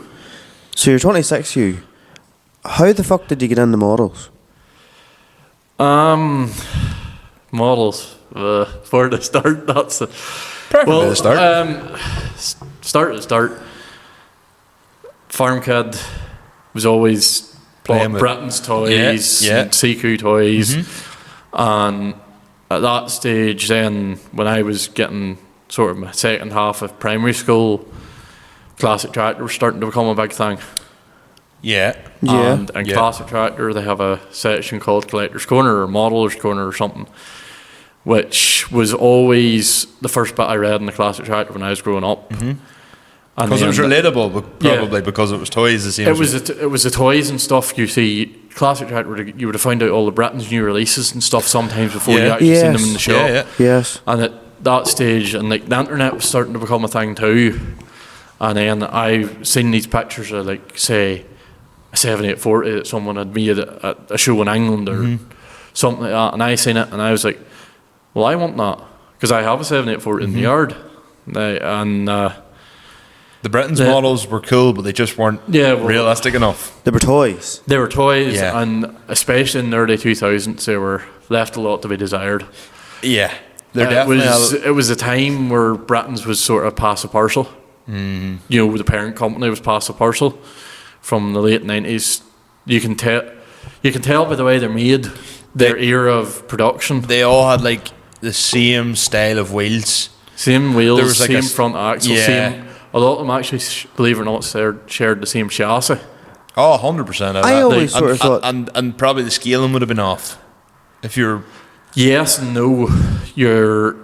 The wheels and stuff would have been the wrong size. Yes, maybe your bonnet and your cab and stuff was fairly close, but then your wheels were like on the TM165 and you're sitting on a set of wheels that would sit 7840.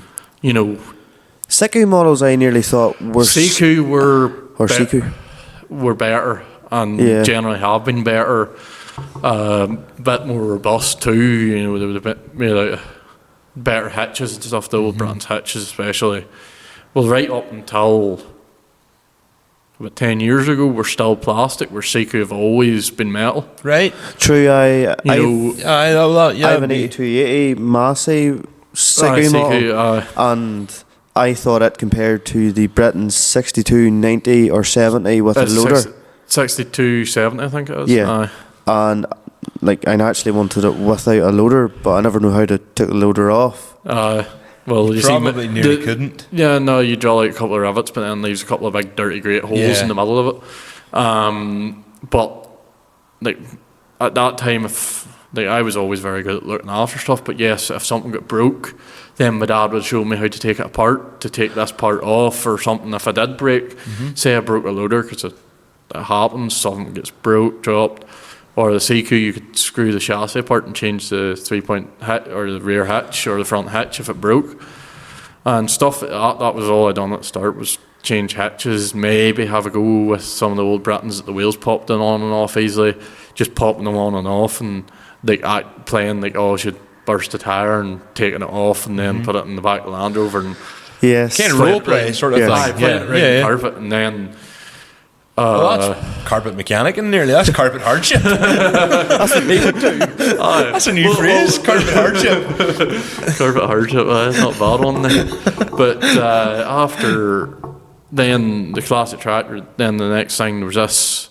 It was either classic tractor or Farmers Weekly. Right.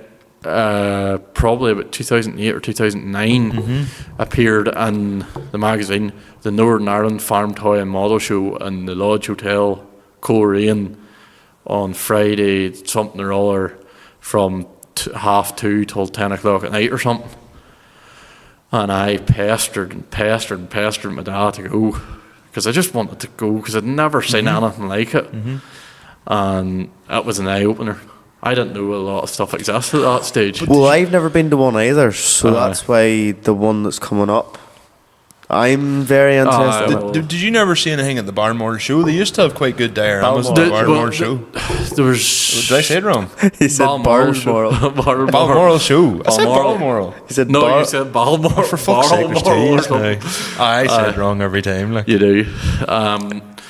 No, I do remember, was HSENA or something had a... Yes, HSENA used to have the one with... all the farm dangers on it. But the one particularly that I remember, because I remember looking at it and going, that's actually really cool, was... No way, you're not really supposed to have them on tankers anymore. You know the sludgigators? You know the rain gun? Aye. There's they had a model of a fella with a rain gun and he's pointing out and he hits it, and it's like their spray of slurries hitting an electricity line. I always remember that. That's like could have been any year. At that stage, health and safety, they would have had them made up for.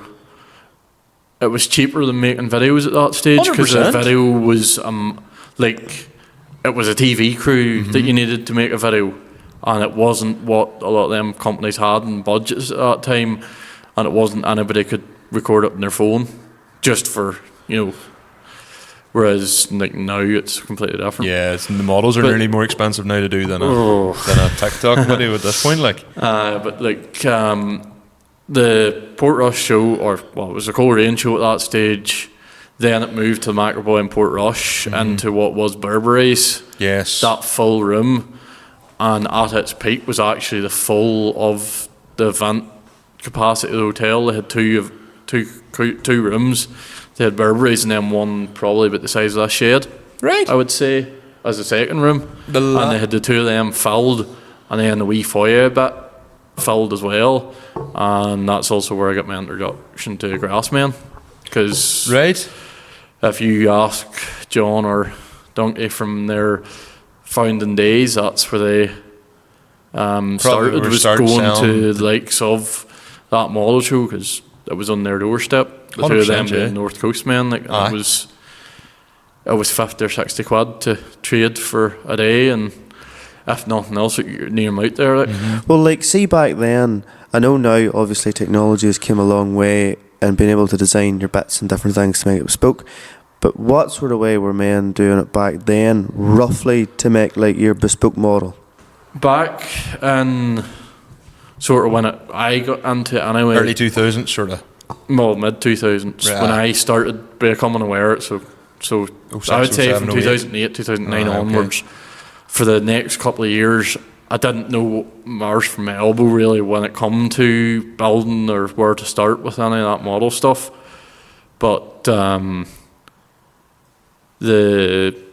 you would have seen stuff, and a lot at that time you would have took, say, a Britain's T6070 and a Universal Hobbies or some sort of other tractor that had nice wheels on it. Yes. And you would have just either slapped the wheels off one onto the other, or you would have used the chassis of one and the cab and bonnet and all or whatever, made two out of one, which is still a very common practice to this day, because a lot of the time you've got a good chassis and a good set of wheels and a decent bonnet and make two or three into one. I would do that regularly now, but like that was before some of the crowd started making stuff behind, making it originally out of what's called plastistruct and just like engineering profiles made in plastic, and some boys would make it out of brass, but the brass is that's pricey. I can remember my first proper introduction to all this was, you mentioned him earlier, Dominic Marshall. Dominic Marshall was a year below me in school, and I remember it was around whenever he was like 15, 16, he might have been 4th or 5th year, and I can remember like he'd started getting into the models, and I remember all the boys who were sort of running about at the time, all kind of like took the piss out of them because he was putting up things saying like models not fit for anyone under the age of 14, and they got like, it was like some Michael McKendry and all them lads are all taking the hand out of him, like taking like just them boys being them boys, they're all friendly like, but I remember them saying like, "Oh, if I'm 13, can I not play with us?" It was also like health and safety and stuff. Yeah. They have to 100%, and even at that like, age, well, you see, when you go and buy a model rather than a toy, it will say on the box, "Not for under 14s." Yeah, on the box, as it's a get out of jail free card to an extent for manufacturers, because the wee parts are that small. slice your hand open or something. It's not slice your hand open. It's break off and swallow. Right, okay. That's more the. Well, I can remember, like, even back then, when you talk about the brass and stuff, I think I can remember Dominic putting up a thing about, like, doing a hedge cutter. And he had, like, everything all sketched out and all how he was going to make it. And I remember just looking at it and going, geez, okay, there's a lot more to this than just... I think that's... At the time, I think a lot of people didn't appreciate the level of complexity. And then he started posting about the Moira Farm and Construction show. I started looking at it too, and then I just was like, okay, holy shit, like, this is a completely different world. We'll get on to that in a minute. Well, like, before the world of 3D printing and that, was it just more or less, say, you took 2 or 3 different models, possibly from different manufacturers, and footed about with them, so you had the likes of, you're saying, say, a 7060. Obviously, you could get your graphics made in miniature, but was it more so if wide wheels came in one, you'd put them on, like other tractors that probably wouldn't have been done by the main model manufacturers? Was there any way of making them before all your 3D printing and that? Well, you started with the plastistruct, and you would have made a bonnet by hand. That's or maybe started with a block of aluminium or something, and you would have cut it and filed it and dremeled it and shaped it by hand and put all the curves and everything into it. And I'd still do some of that, because sometimes it's easier to get a curve made by hand than trying to do it 10 times in the computer and wanting to throw the mouse through the screen. I just think of how badly that would go wrong if I tried something like so that. What you're really saying is there's a lot of patience? Yeah, well, like when we were at Greenmount, before I was okay in CAD, but before I got a bit more of my feet in CAD, myself and Jay made an 8500i John Deere harvester when they just come out. We got a Fint Katana and a tub of Isopol. had a tub of epoxy.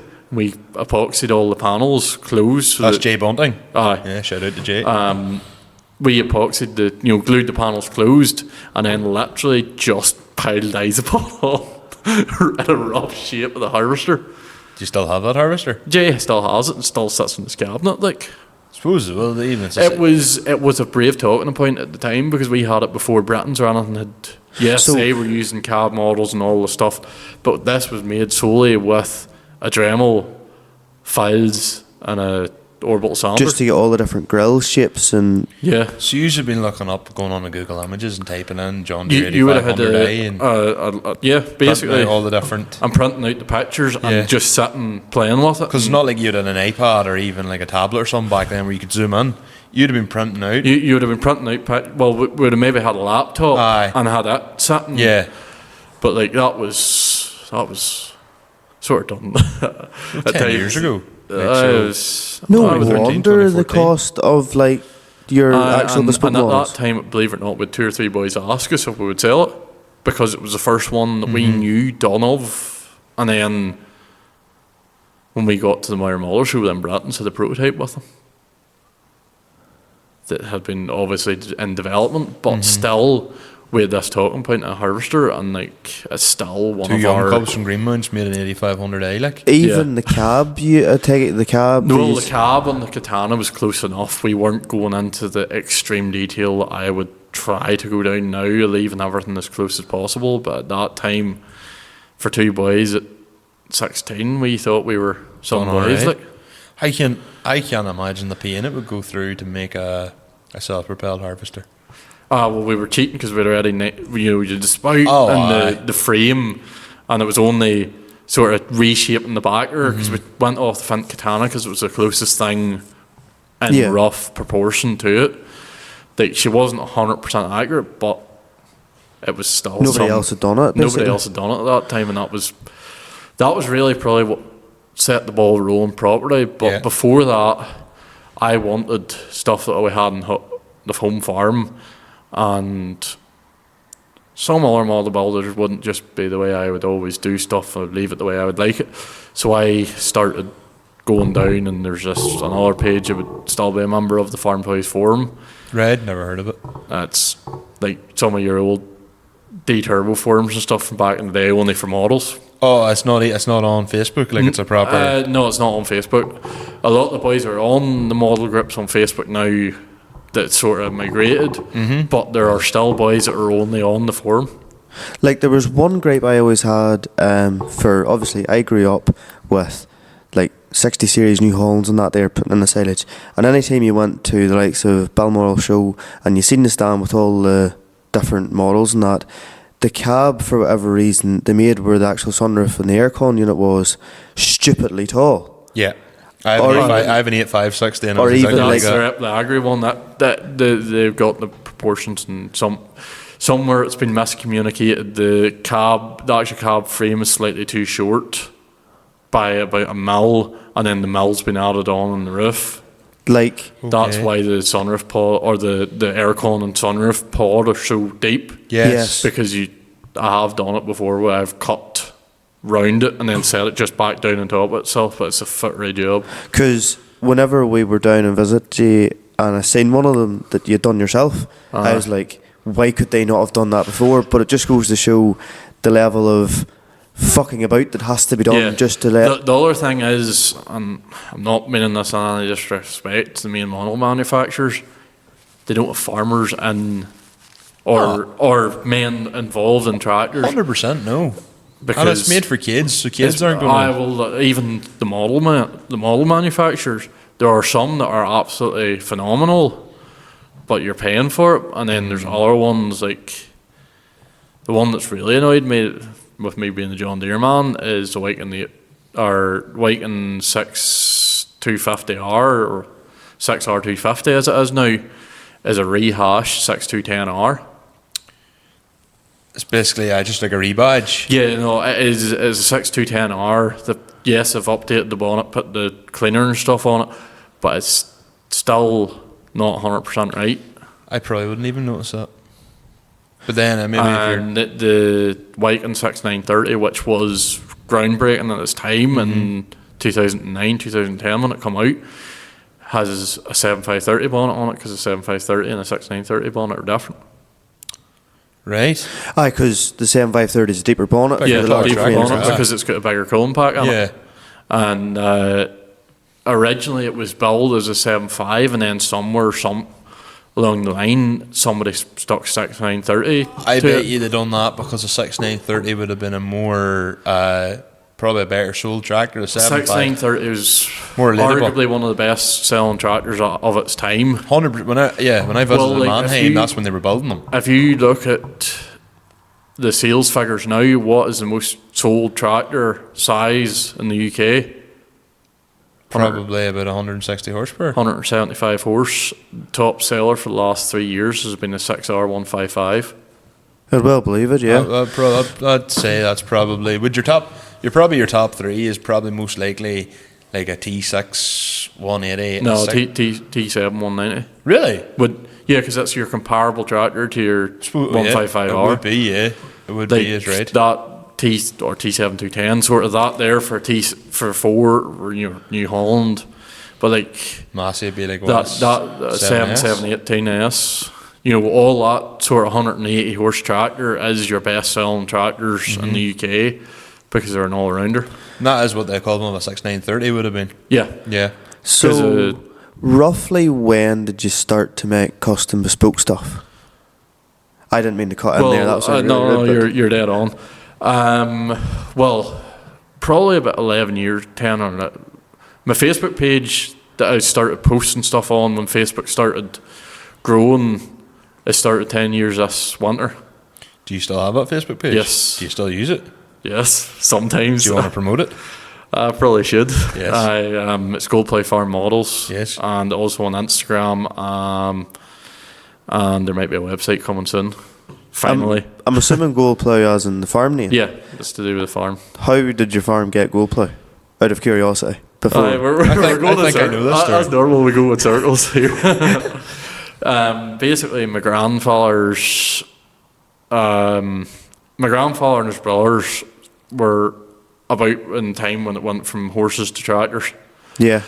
And my grandfather's brother was originally a ploughman until he took on well and passed at a young age. Yes. So my granda was going from leaving the farm to coming home to farm, and my great grandfather didn't want to plough with a tractor, so my granda started tractor ploughing.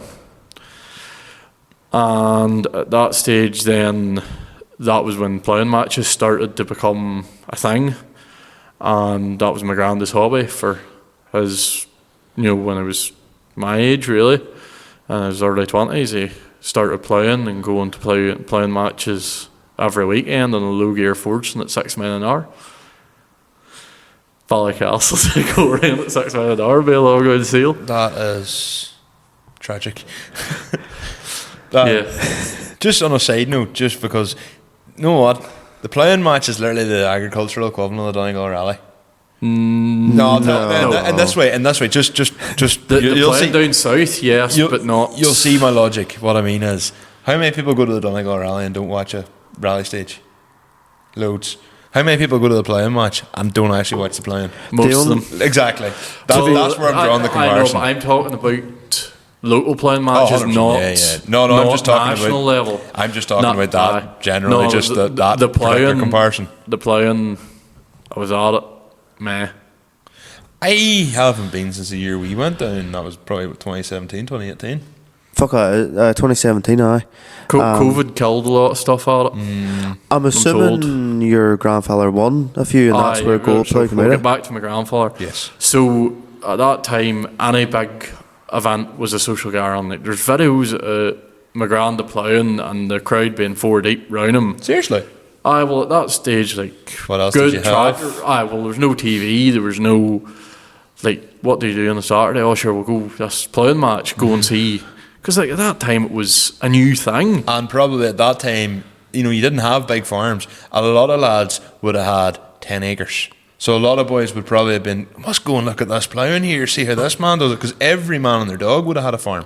Aye, well like, this is just after the revolution of a T20, like. So 40s, 50s. Yeah, well, with my granda, we'll get onto that with my granda, but yeah, late 40s, early 50s, post-war, the big push for ploughing or turning over ground and growing crops and everything ploughs started to become a big thing.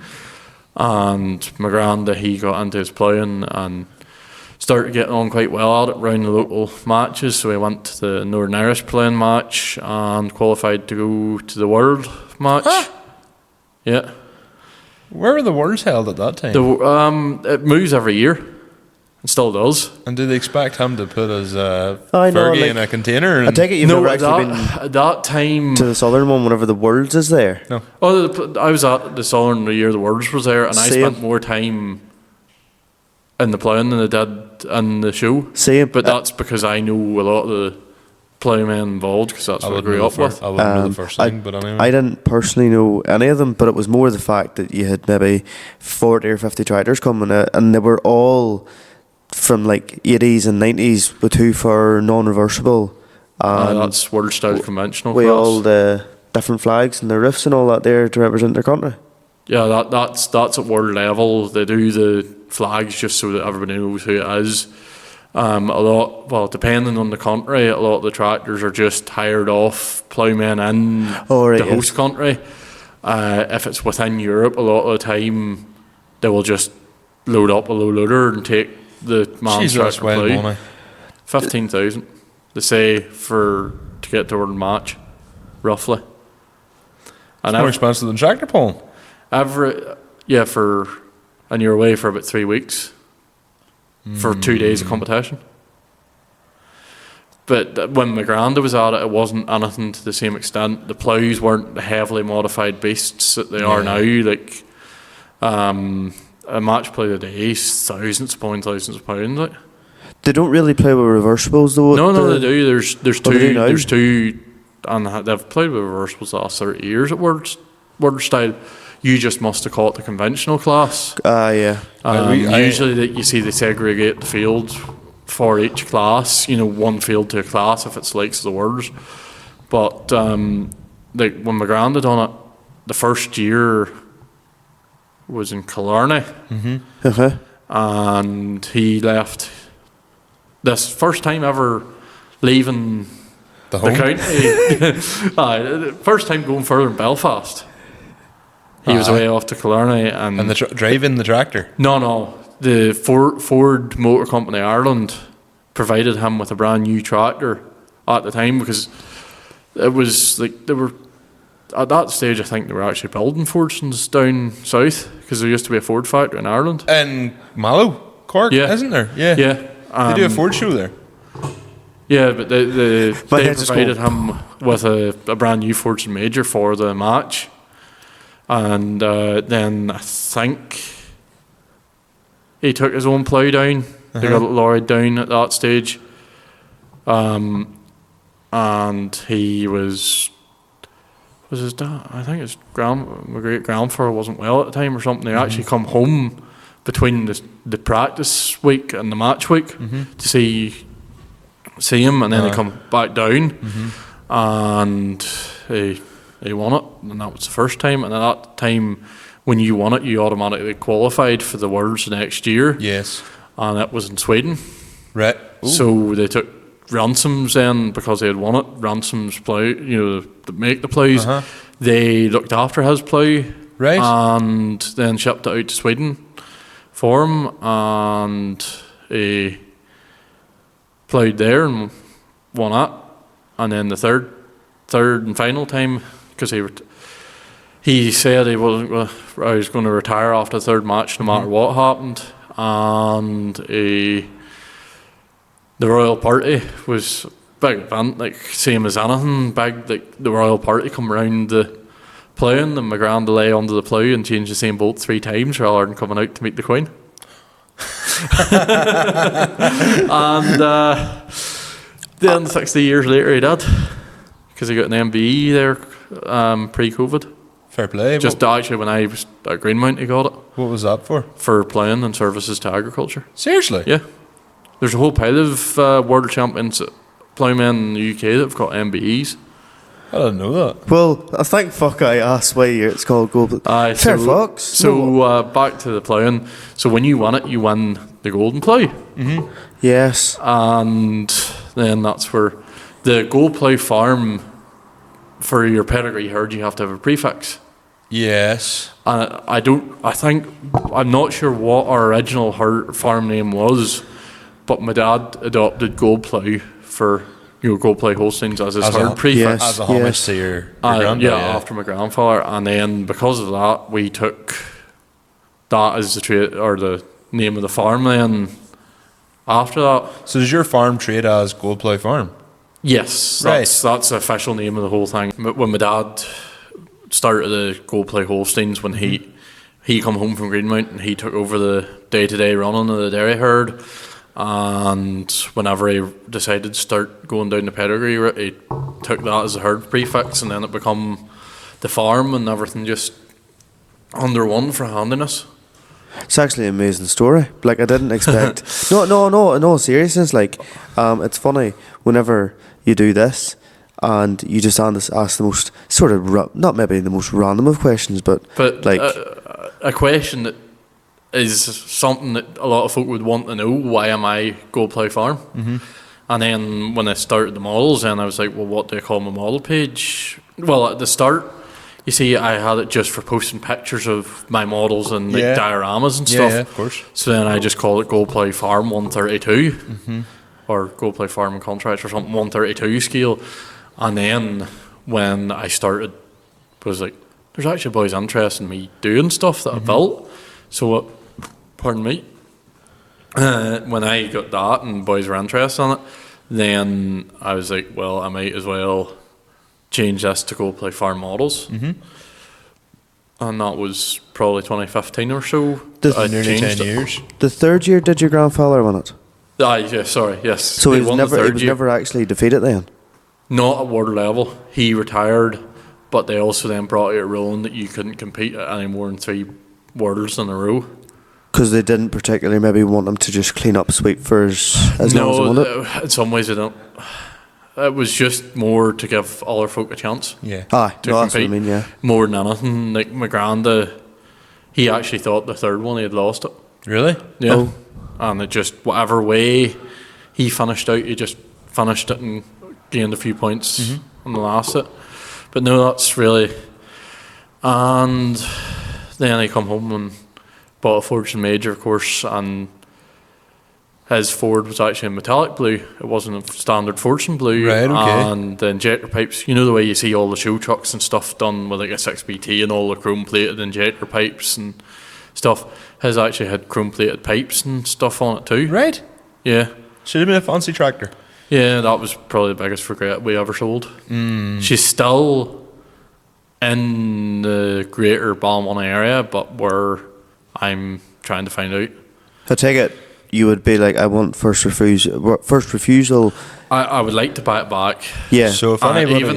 Even if it was, I bought it back and pushed it into the shed and she never seen the light of day for 15 years. That's an heirloom if there was an heirloom. So like. if anyone's listening to this and knows where there is a Fortune Major metallic blue with the chrome pipework on it. There might be an issue. She might be back to Fortune Blue. You could always repaint it for the Yeah, crack of I it. know. If I got it, I would be trying to work out what the actual colour of it was. To replicate it. To replicate it and put it back. But it still had the chrome pipework on it, but... No idea. No idea. And then the other thing was my granddad's plough then, once he won, Ransoms used to take it to the Royal Smithfield Show, which is the grandfather of Lama Show. Okay. Basically, Yeah. It was held in, is it Earls Court was the big event complex in London? Honestly, And not sure, but that does ring a bell. They used to release tractors and cars and, have big trade shows about like Lama. It used to go to Earls Court and they had a sign and all made up and a big plinth that it sat on. And then it sat in the offices of Ransoms Engineering in England for years. And then when Ransoms folded, it miraculously disappeared. And there's multiple stories of where it could be. It's hard to know what to believe and what not, to be honest. Yeah, and I honestly, I don't know. but we reckon somebody knows what we reckon. Somebody in Ransom's come in and bought stuff off the receivers when they went bust, and they knew that plough, and they bought it and stuck it in the back of a shed. And there's two stories: one that went to the continent, another one that's still hidden in the shed in England. And I've been chasing boys here, there, and everywhere trying to find out. It could be anywhere. It could be in the top of Scotland, or it could be in the south of Cork. For all you know, it's one. Well, you see, I heard one story. It was outside Amsterdam in Holland. Cork's in Ireland, Michael. I know. It could have been anywhere. It could be anywhere. Could be anywhere. That's what I mean. But it was always my granda's lifelong ambition to try and find that plough. But we do try ever so often and put up on Facebook and ask round, and then you get names and ideas, and then you maybe get somebody, and then it goes to another dead end, and then you just lose heart for a while. And might look at Llama again this year and ask see if there's any other boys from a certain plough company, and see if they have any ideas, because they supposedly bought the stock of parts off Ransom's, and potentially my granda's plough was in that deal. Talk about trying to find stuff on Facebook and trying to trace things back. You think stuff would be easier to find than it is? I can't find my dad's old 190. I know the number plate, L942 FAJ. I found the previous owner who owned it before that. He owned it for 8 months. Bought it off Riddles. Then your man took ill health and sold it to trade it into Nelson Alexander's. Dad bought it off Nelson Alexander's, so it was like pretty much like ex-demo, nearly 8 months old, like 200 hours on it. And I got chatting to the previous owner on Facebook, and he was like, "Dad, I'm pretty sure we had that tractor." And I goes, "Oh, we had that tractor. It came to us, if not new, near new." He was like, "Did it come from Nelson's?" And I was like, "I believe so." He goes, "Yeah, my dad traded that to Nelson's." And I was like, "Holy shit, that's But I never knew. I went to Toom apparently after the auction whenever my dad passed away, but I've no idea where it went. It was a 190 turbo, TB turbo. The problem is she could be broke. She was a clean enough tractor. She only had 3,600 hours on her at the time. But then the Fates weren't worth the keeping 15 years ago, 20 years ago. She could have gone for export. That's what I think's happened to her. Or she could be in the south, or she could have gone on to a feeder somewhere with no panels. But she could have gone onto that feeder and rotted away. And I'm just, There's no interesting point about my dad's tractor. My dad's 190 was not a 190. I only found this out recently too. My dad's 190 was actually a 9590. And the only difference between 9590 and 190 was that they came in 34 rear tires rear wheels instead of 38s. So what they did to try and get them sold was they put them all on 38s, put new panels on them, and sold them as 190s. But the actual chassis plates read 9590, which is why my dad's was probably a comfort cab, because there wasn't that many comfort cab 190s. There were mainly super comforts. No, unless you were up a mountain, that was the only place you found a comfort cab. Exactly, and so they were rebadged 9590s, which I only found out recently. Which means it's probably worth even less. Which means if anybody wants to sell it to me for very cheap, because they're not worth much. So Hugh, then about 8 or 9 years ago, roughly, you get into the custom stuff. Well, I was in it before then. Oh right, sorry. But starting to sell and starting to. Originally, it was putting a set of wheels on or set of beacons on for a friend, or cutting open a sunroof, and then I went the model show and from Lodge it went to the Macker Boy, and then I got offered, do you want it? And at that time I just took a display, a layout. It wasn't anything fantastic. It was my first ever layout. I was wet behind the ears is the only way to describe it. I'd never really done anything with a layout, never. And I done that and had a good time. And boys, was it mostly stuff that you had lying about the house? Pardon me? No, you're right. Don't be worrying about it. Was it mostly stuff that you had maybe lying about the house, like models you had yourself, maybe the odd one that you maybe footed about with, and then you just sort of put things together and then made a wee display? When I found the Farm Price Forum, then I found a crowd in the continent that done 3-point linkage kits and stuff. Okay. And so that was on your 7840 by any chance? That first, the one you have, I think it's one of the first models you made. No, it's the first 7840, but it wasn't one of the first models. It was the first one I would say was a proper big build that I ever attempted. was a 6410 Ertl John Deere re-chassied onto a Valtra chassis with a front 3-point linkage on it and an open sunroof. So basically, it was the panels of a 6410 onto a Valtra. Yeah, it was the 6410. I cut it at the bottom of the bonnet. I cut it right round, cut the whole chassis out of it, and then took the cab and everything off, and cut the engine and stuff down, and then made it fit. Why? Because the Valtra wheels looked really good. So, well, I understand. Nice, and it was an old Ertl, which is the same as the Britain's front axle, with the whole front axle steers near the super steer. Yes. Rather than just the wheels turning the way they properly should. Yes. And then I was like, well, I want, this Valtra. The Valtra was my first ever model I actually bought. I think it was £25 or something at the time. And even 10 years ago or 15 years ago, £25 was plenty of money. Like 40 quid now. You would be talking £45 anyway now. Yeah. And why was I? I know why I decided I was going to use it. It fell off the table and cracked the cab. Fair enough. It rolled off the table backwards. And then I was like, well, what do I do with this? And I had seen the picture, somebody else had done one. And I was like, well, I'm going to try that. And it looks fucking shit now, but at the time, probably. At the time, I thought I was in Cloud 9. It was my first ever big, what I would class as a big build. And I put my grab rails and lights and the driver and your proper power quad lever and mirrors and everything onto it. Sounds good enough to me anyway, to be fair. The paint and stuff was crap. Right. The detail and the theory behind it was good, but the execution was poor. Okay, fair enough. Well, how do you go into certain details with your levers, your beacons that are on, are the realistic beacons and all, Well, some of the beacons are custom cast. Some of them I get that have never been fitted to models. Some of them I take off models for your beacons. Front linkages, I make some myself, buy in some off a couple of crowds in the continent. Wheels are the same. Some I take off stuff. Some I 3D. I'll maybe buy the tires in and 3D print my own rims and different bits and pieces. But a lot, and then even back then, all your levers and stuff. At the start, I was just using single core electric wire that was, you were using technology and stuff like that. The wee fine wires. And just painting it.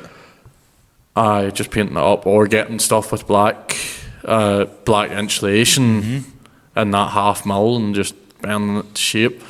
Not a huge pile of rigidity in it, but it was good enough. Good enough for getting a start. And then I discovered Bill's Hobbies in Coleraine, which was a model shop. Unfortunately, it's no longer going. But then I discovered where I could buy brass and stuff. Bill's Hobbies, Long Commons, Coleraine. Yes, I remember it. Yeah, up past where ground is. I remember that. He used to do all the RC cars. RC cars and planes and. My cousin bought a helicopter. Yeah, a wee RC helicopter from him years ago. ago. No, he done all your Airfix model kits and stuff, and that was another thing I started. I would have built an Airfix Spitfire and stuff when my early teens. That was when we were maybe away on holiday and with a caravan at the time, and we went say down the country, and then went the activity. We'll go to the toy shop and buy a £10 Airfix kit, and that's where I learnt some of my skills of putting together. And I take it you were stuff. always a weighing that obviously you were very careful with your things. Yes. And if there was a chance, maybe not so much the likes of Lego, but your RC cars, model kits, you enjoyed tinkering and footering and building the smaller things. I still have a ton of Lego in the roof space. I was going to say Lego. Big Lego fan. I was Meccano. Did you ever use that? Yes, yeah, I loved that. I was actually given some old Meccano that was old Meccano. Seriously? Yeah. The Meccano stuff was really good. If you ever see the pictures of the old red and green Meccano, yeah, I have some of that in the roof space. Yeah, mine was the purple one, but it was I remember getting Meccano. I think the first time I got Meccano was for my 5th birthday, And I remember building like a wee sort of digger thing out of it. It was You class. get the plastic Meccano and then you get the metal Meccano. Yeah, so I started off- I had the plastic Meccano, I'd connect, just bits and pieces between birthdays and Christmases, and going maybe to see your grandparents and they had something for you to play when you were up there. And Probably why I become an engineer is because of the likes of well, Meccano like and I stuff. was, my passion for machinery was I grew up in the workshop at home, and my uncle had a wee small collection of toy models and toys, and he was into his combines, so he had a couple of combines, and that was another thing that sort of influenced me. And my uncle and I used to go out to all these shows together, and I got him like he would have been he would have sort of been like not only didn't want to go, but Yeah, secretly but he was he- wanting to go because he always bought himself something every time we were at a show. Yes. 100%, And he would have yeah. bought me something, and then I would have had Granny would have given you with 10 or 20 quid. Oh, buy yourself a wee something when you're out. You're coming back with like 3 or 4 models going. Yeah. Like the first time I spent £100 and stuff, I thought I was really going to get a talking to when I come in the door. Yes. The first time I ever spent £100 something was a PSP. I only ever got stuff like that there from Santa Claus. No, I saved up all my communion and possibly confirmation money to get a PSP. We're going back a long time here, like. So then, what was the first model, Hugh, that say you would have said it was A true like- representative. like you would have said is a real accurate thing, and why did you want it to be that certain model? Well, definitely one of the most toys or models I was most excited about coming out when I was at school was the Britain's 3350. Okay. Yeah. Because I was reared on 40 and 50 series John Deere's, Yes. and that year at the Moira Model Show, you see Britain's come to the Moira Model Show as a representative, bring prototypes and stuff for customer research, because it's the biggest model show in the UK Yeah. Yeah. by far. Yeah. And they had, they would try and release stuff at it some years, and the Britain's 50 series, a couple of the stall holders had them there for sale, and that was the model I wanted that time, was a Britain's 3350. And when I got it, still is a very good toy / model, like very well detailed for Britain's. And then when I started looking some of the forums and stuff, I started seeing boys changing the wheels and stuff on them to your likes of your, say, 600-ish wide Yes. tires, something that you would see on them round here in general, Yeah. not To make them a wee not bit pizza beefier sli- looking. Aye, not pizza slicers basically. Yeah. Because proper. they'd gone to a real bog standard one that was in like 16 point, or not even, so I don't think even think she would Should've have been been in like- 16.9s, not 18.4s. Yes. Because, she was 16.9s. And then the crowd and the continent had brought out these wheels, and this was, I bought just the one set at the very start and done it, and somebody, oh, would you sell that? And that was, basically the rest was history. That was the first model I would say that I properly done half in the notion of selling. And then I done a couple of bad repaints, just stuff. Didn't know how to paint, didn't know how to do anything. Yeah. And I done one or two of them and sold them cheap. But I was covering the cost of what was the base model, but wasn't getting much more after that. And I was just starting to learn, and then I was working in the workshop and seeing how real machinery, starting to get my head around how real machinery actually went together. And just started fitting up models on between times and adding wee bits and adding pieces and just experimenting is the only way to describe it. Well, like, what would be probably the hardest model you've had, or the biggest job for so far?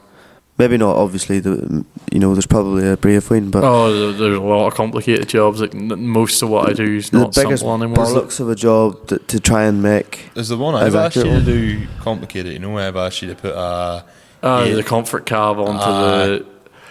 Yes and no. How are you getting on with that? The comfort cabs aren't out yet. Bollocks. It'll be next January before we even see anything. Bollock. Oh, like 2025? Aye. That's all right, yeah.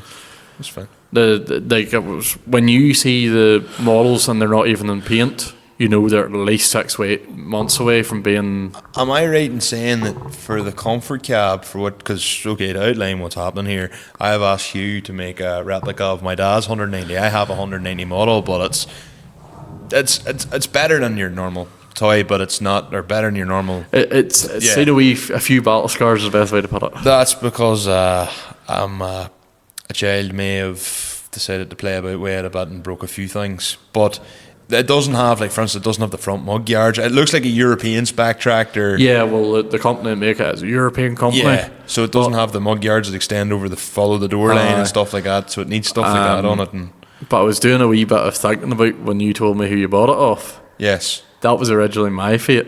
Seriously? Yeah, So I bought it off Adam Ray. yeah. Yeah. Who's where I went to school with Adam. Yes.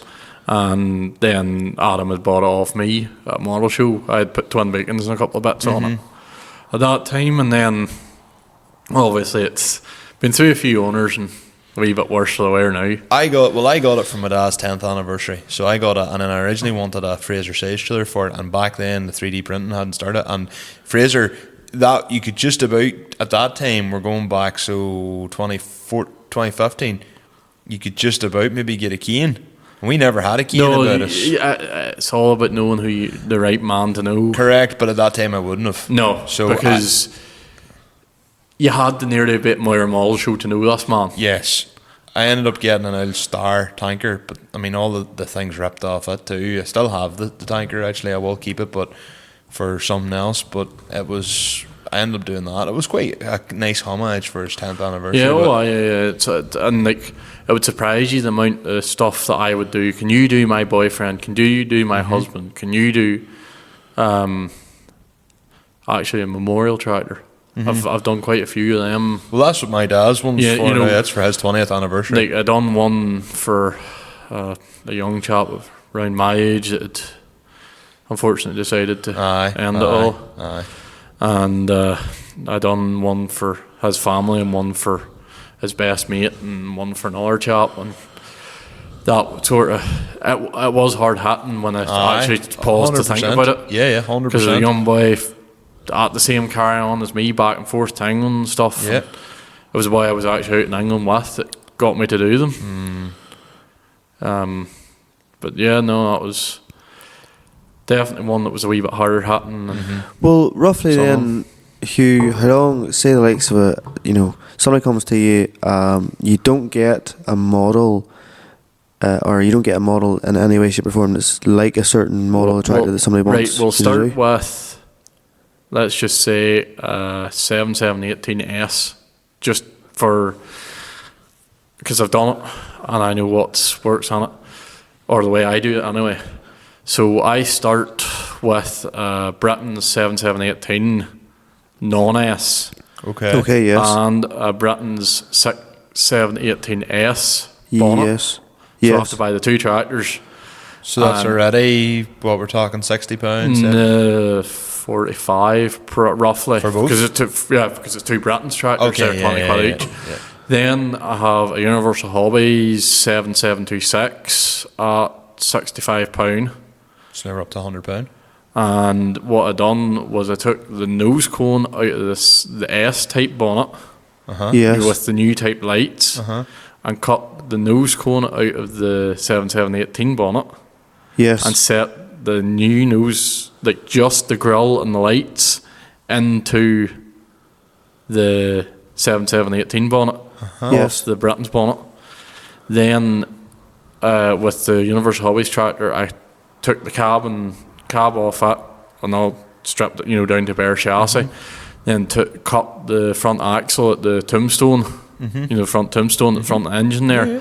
Cut it in a sort of L-ish shape, and then cut the Britain chassis in the same shape and mated the front axle and front linkage of the Universal Hobbies into the chassis of the Britons. I'd have given up a long time ago. Aye, for the Britain 778, I'd even know for a 6718S model myself. The cab with the lights and all at the top, there's a disaster looking. It's a toy. Yeah. It's a toy. In terms of a toy, it's a great toy. Yeah. But it's Which not. not Britain's all accurate really looking. are, like they're. Well, in terms of dimensions, it's accurate, but nothing else. For I was always told that Universal Hobbies would probably be the best, most accurate ones. They have their moments. Oh, We'll fair leave enough, it at that. Every manufacturer, even myself, I don't always do stuff right. Sometimes someone will just say, "Can you just stick it out that way?" And it looks half close to it. But Well, like putting 7840 stickers on an 8340 or something like no, that. that's the 878 and the 83 in models the same tractor. Oh, okay, fair enough. Yeah. No, it's like putting. I'm trying to even think what the last one. A lot of them ones that are when I throw stickers on something just to do a cheap one that somebody doesn't want to spend the money on. I tend to not remember them. I remember all the really bespoke complicated stuff. stuff and the stuff I really enjoy doing because I love doing that stuff that makes you really think about it. Are Yes. you a patient person by nature? Yes and no. Right, because I could just think of nothing worse than filing down something to try and make But as- you enjoy wiring. I do like wiring because I'll tell you why Well, I like wiring. I enjoy Problem wiring solving. too. I love the Yeah. problem solving side Well, of wiring. that's what it is problem solving. But I'm not Just sitting sounds with like just a creating file. problems. I'm sitting with a hacksaw, a Dremel, grinding That wheels. just sounds like more things that gives me less than limbs, like. Well, if you cut your finger off doing a hacksaw, you're doing well, like. The Dremel can take chunks out if you're not Uh-huh. careful. Can indeed. So you're doing that there, like how long, nearly cutting off the microphone, but You're- like you're that, cutting aye, it and the there. Dremel skips, and aye. Whereas there is a chunk in one of my thumbs at the minute. Yep, there. Just there. That's a Dremel injury from this morning. How long have you been in the 3D printing world then? 3D printing Has it revolutionised the has models? made a brave difference in terms of a lot of stuff. What about quality? Is it as good or does it look cheaper? Depends how much effort you put into it. The reason I ask is, you were showing me a Fraser trailer you have. Yes. That you got. It's hand built. Is that the hand built one? I thought it was Yeah. 3D printed. No, I don't have any 3D printed trailers. Oh no, sorry, I do. There is one 3D printed one. That's a Kane half pipe dumper. Before you go any further, how do you make a handmade model trailer? Roughly. Well, as I was chatting earlier, the Plastistruct. Oh, you, so you basically- build it. Basically, if you're quote unquote scratch building, you're starting off with sheet plastic and square and round profiles, the same as like a real engineering firm would start with, and a set of engineering drawings, and you scale them down, and then you literally will cut. Say your trailer's 8.5 inches long, you will cut a piece of Plastistruct 8.5 inches long to create your top beam. You 4 foot deep, so say 4 inches.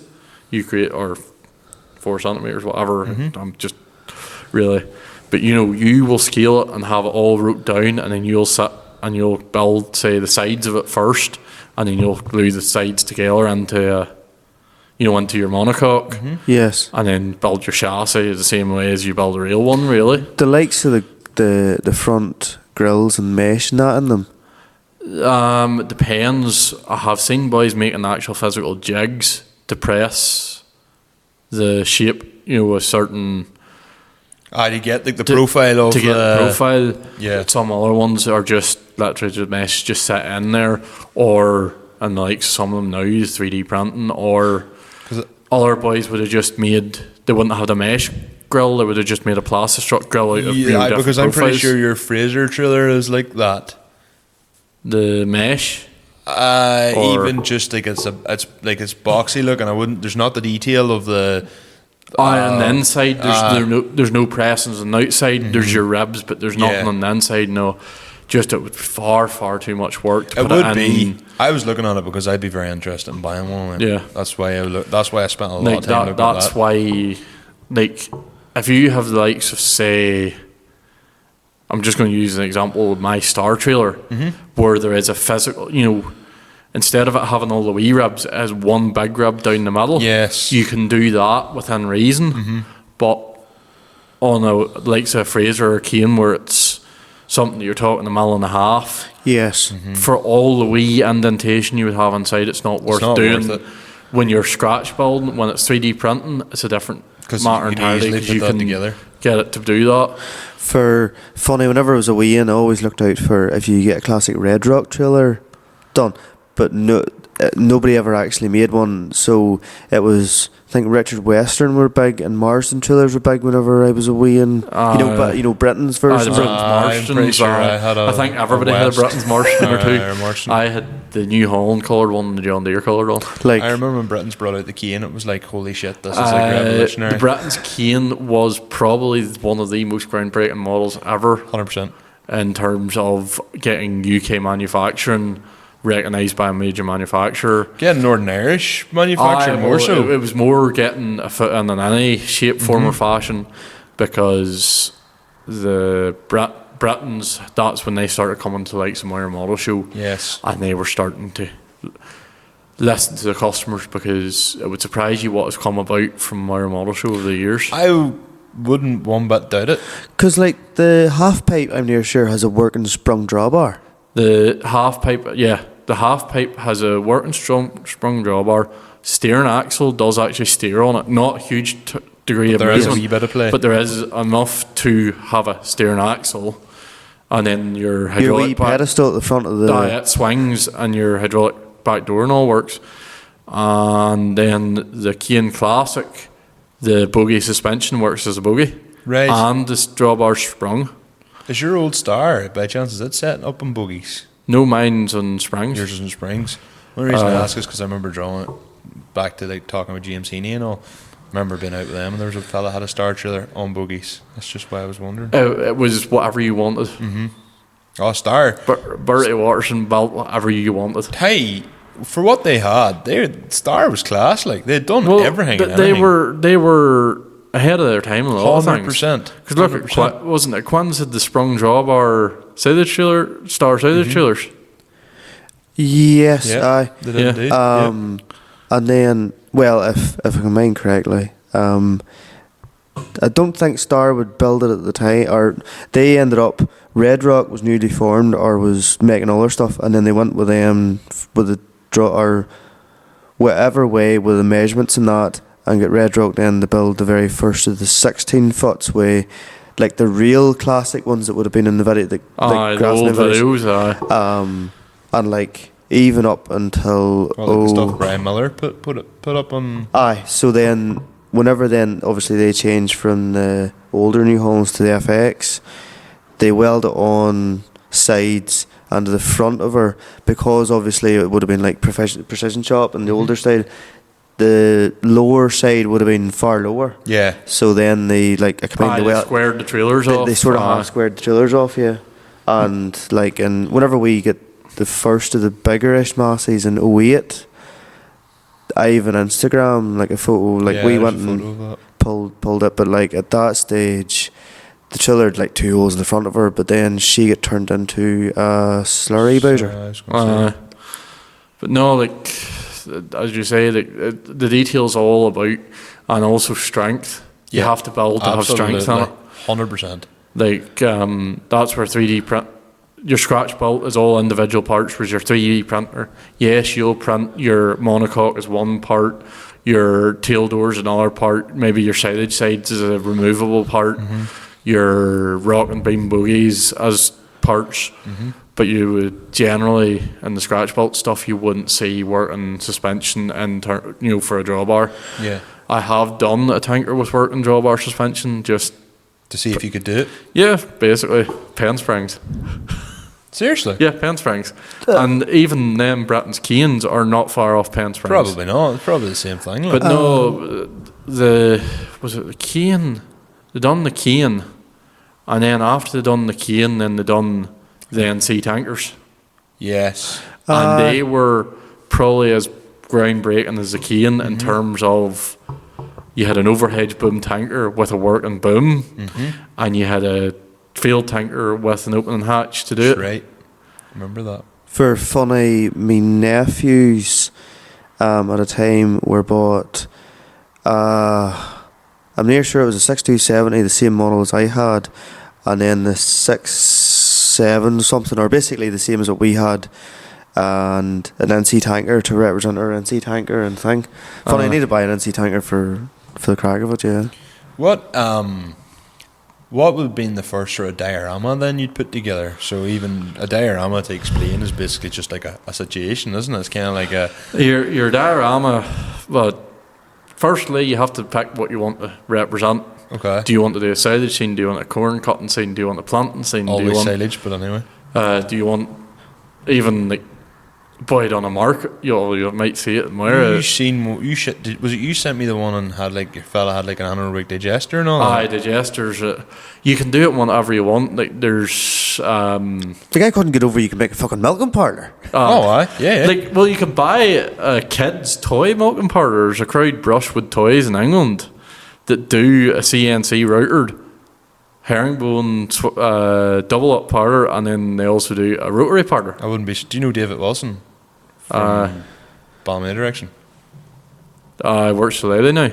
Yes. Aye. Oh, I know David. I Aye. was going to say he probably would have something like that. That strikes me as something he'd probably think. He works for Lady now. Yeah. No. Like boys will build. Oh, he's not Balmain. He's Balmain, isn't he? Corey. Corey Fanboy direction. That's right. Yeah. I know. He's one of my lady service engineers. Yeah, he would be. But no, back to your diorama. It's basically you pick a scene, and then you'll have sort of, if you go and get a nice picture or something, picture it in your head of your, well, I'm just going to use this as an example, your 7530 drawn silage, a 6930 in a rake, another 6930 in a silage trailer, 416 in the pit, and a 6 or 850 Jag lifting. Yep. And you would go and get yourself a board of wood, and then at the start, boys were using the 3D pitch and some of that, cheaper artificial grass when stuff wasn't as relevant. And another thing that's a big thing, and still is a thing, is your corridor mat. Oh. Used for standing crop or stubble. And you would have got laid it out, and then made wee hedges out of some moss and maybe a bit of scrim tape, your scrim tape or something for a bar or a sheep wire fence, and wee wooden dowels for your fence posts and stuff like that. I made up a field and added your tractors, made it look like a sign that you would see.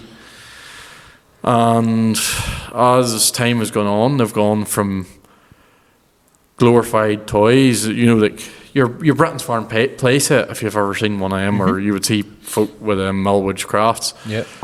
Like that there, only instead of it being big chunky ignorant wood made out of far finer materials, and sort of a lot of stuff actually out of railway modelling now is coming across. I could see that. Yeah. Well, it's the base like modelling materials, your ballast for your track, your static grasses and stuff. Originally has been pioneered in like Warhammer and your Hornby and all that stuff. And as time has gone on, folk have seen it.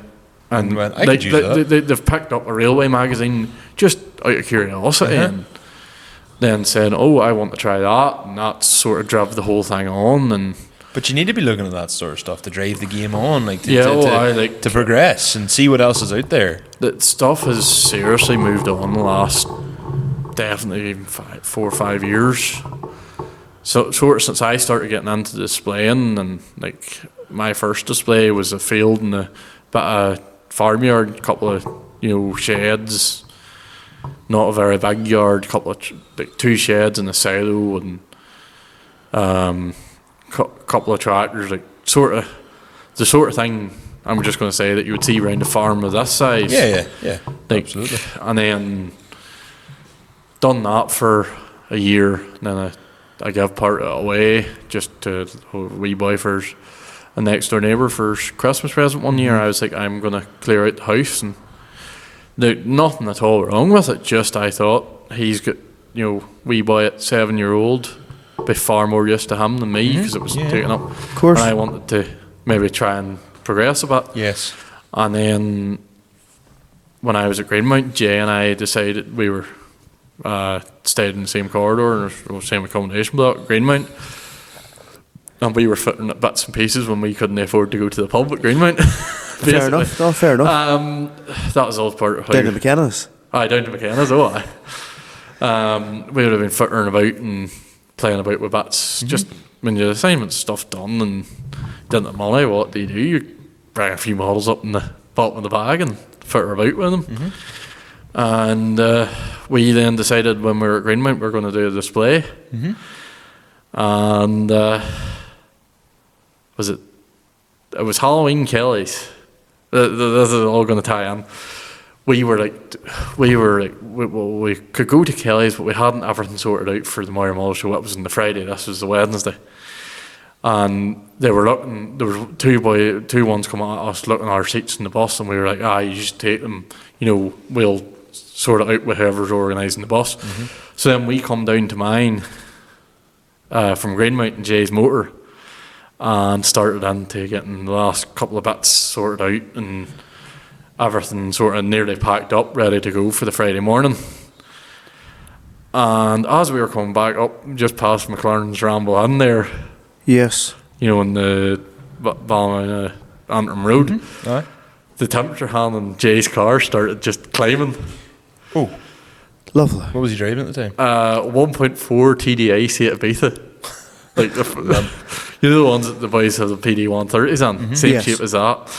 And she decided she was going to calve. And we got her pulled on at the side of the road and let her cool and got her up to the Tullyroan roundabout. She died. Heat seized herself, probably. No, so we actually think she went off the timing because she went with tick and a bang. And then was running. Piston-involved boxing going on. Yeah. When we got her going, she was tick, tick, tick, tick, tick, tick, tick, tick, tick, tick, and we were like, how the fuck are we going to get back to Greenmount? So we then, this was 11 or half 11, 12 o'clock, I would say. When we meant to be back at Greenmount for 11, but I think we left mine at 11.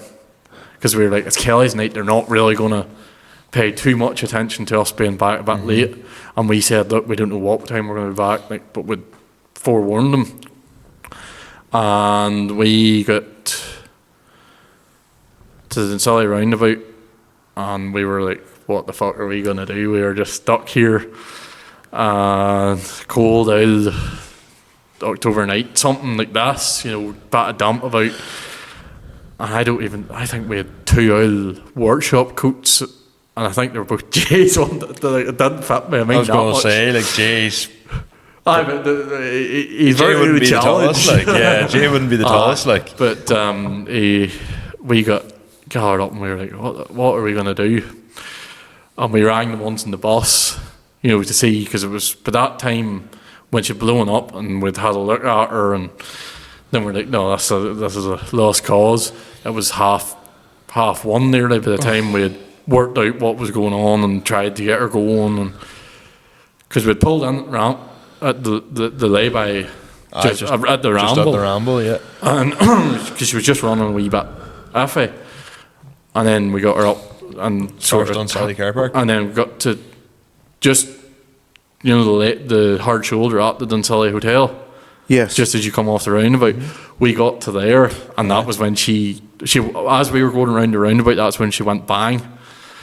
She was running rough before that, but then she went bang, and we then had to walk from there back to Greenmount. Oh, fuck that. So what time do you get to Greenmount at, like 4 in the morning? 3:30. Wasn't far off. Or something like that. Well, we stopped, the filling station, the Maxwell filling station there just at the roundabout. Yeah. We stopped in there, and the man was very kind and made us 2 hot drinks. That's because that's a 24-hour. Yeah. Is it still 24? I don't know if it is. I don't know if it is now, but it was 24-hour.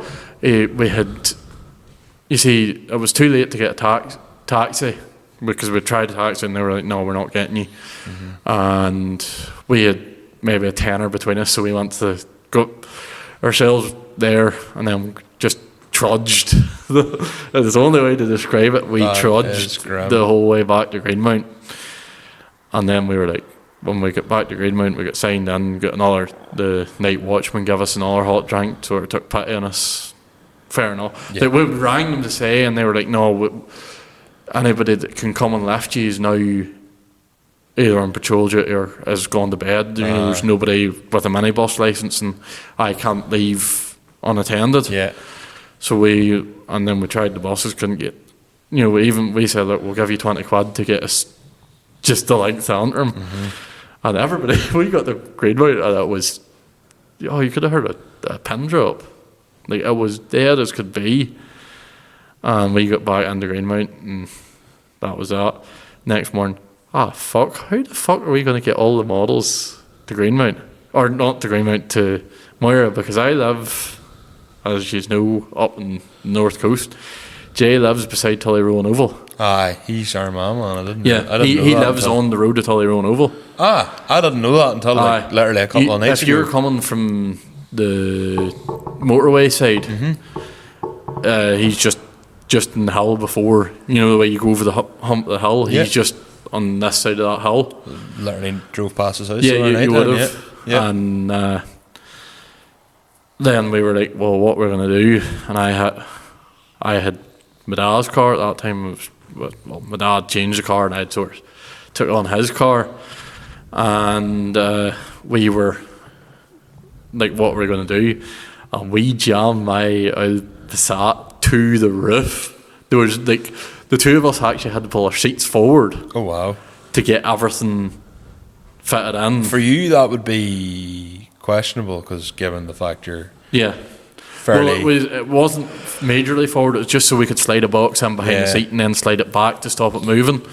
But the thing was, that year we didn't have a physical baseboard as such. We just had a roll of carpet that we had Yes. done work to on the underside of it, and we put it out and then started into setting up. And we done I think it was a 12 or 16 foot, but 8 foot deep. It's not bad. Well, generally you can't get a 4-rotor rake. There's a 4-rotor rake model of Classliner 3000. Yeah. Generally, you seldom see it stretched out in a field that makes it look like properly sized. Yeah. We had a field that made it look properly sized. So it was a fairly large... Yeah, like there was space for 2 silage teams, and it didn't look crowded. Fuck. It's deadly.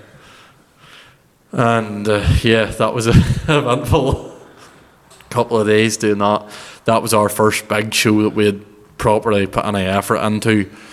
And at that time we were displaying, and then we had a wee table at the side selling Yeah. a couple of bits really to cover our time. There was no, Yes, I wasn't yes. pushing any models. I wasn't. You just wanted to show nearly rather Yeah, than... we were showing off stuff we'd built, Yes.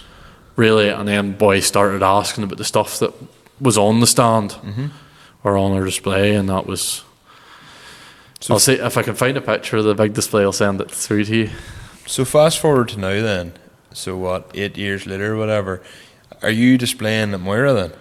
Yes, well, I'm not displaying this year. I had a wee bit of a. Last year, I forgot some of the stuff that I needed for my display at home. And so I was a bit annoyed with myself. And then the second day, I forgot it again because Moira's a 2-day show. Yes. And then on the Saturday night when I was coming home, there was that torrential rain. Yes. That's You might have showed us this when we were up at yours. the big baseboard all water damage. Yes. Yes. No, it just I had spent a good evening or two getting this baseboard because I have a habit of having big machinery and wanting to show off Yes. some of like a big combine. I was my plan was last year I was doing an English themed display because I had a big class Lexi and Yes. a Heston baler and a couple of big deers, sort of similar to what I would have worked with. Yes. And I then had the display, got it all packed up, everything packed into the car, and I would say around half an hour before I was for leaving, it just started bucketing. And I mean, I bucketed every day from like the 16th of June last year right through to middle of April this year. basically from when we always say from when my granda was put in the ground till spring of this year, it never let I up. never let up at all. But no, I had built this display and put a bit of time into it, not maybe as much time as I wanted, and I just said no, I'm not going to take a Diorama this year, and with the way the farm has been and stuff, it's been the right decision not to force myself completely stupid. Yeah. And I'm just doing solely a trade stand this year with a lot of custom built stuff that I still need to finish. What would be your creme de la creme of the custom built stuff then you're showing off this year? Do you want the exclusive of what I'm going to have new releases? This is going to be out literally the day of Moira, the Friday, so yeah. Well, for a start, I scratched built out of plastic truck a couple of years ago with Monicari bucket prototype. Yes, okay, Monicari Engineering, Monicari Engineering in Garva there, and I was always wanting the Monicari bucket rake. Nobody had ever built one, and I'd sketched up plans years ago when I had come home from England, and then I just... Is that what you sent me today? No, that was that was something else. And I then took into it about 6 weeks ago or 2 months ago anyway, one wet weekend, and started into properly redesigning the full buck rake from the ground up. I had a lot of reference pictures, and that's what killed me the first time. I just went off 3 or 4 pictures I had took from silage over the years. Yes. And I needed a proper buck rate, to measure off and get measurements.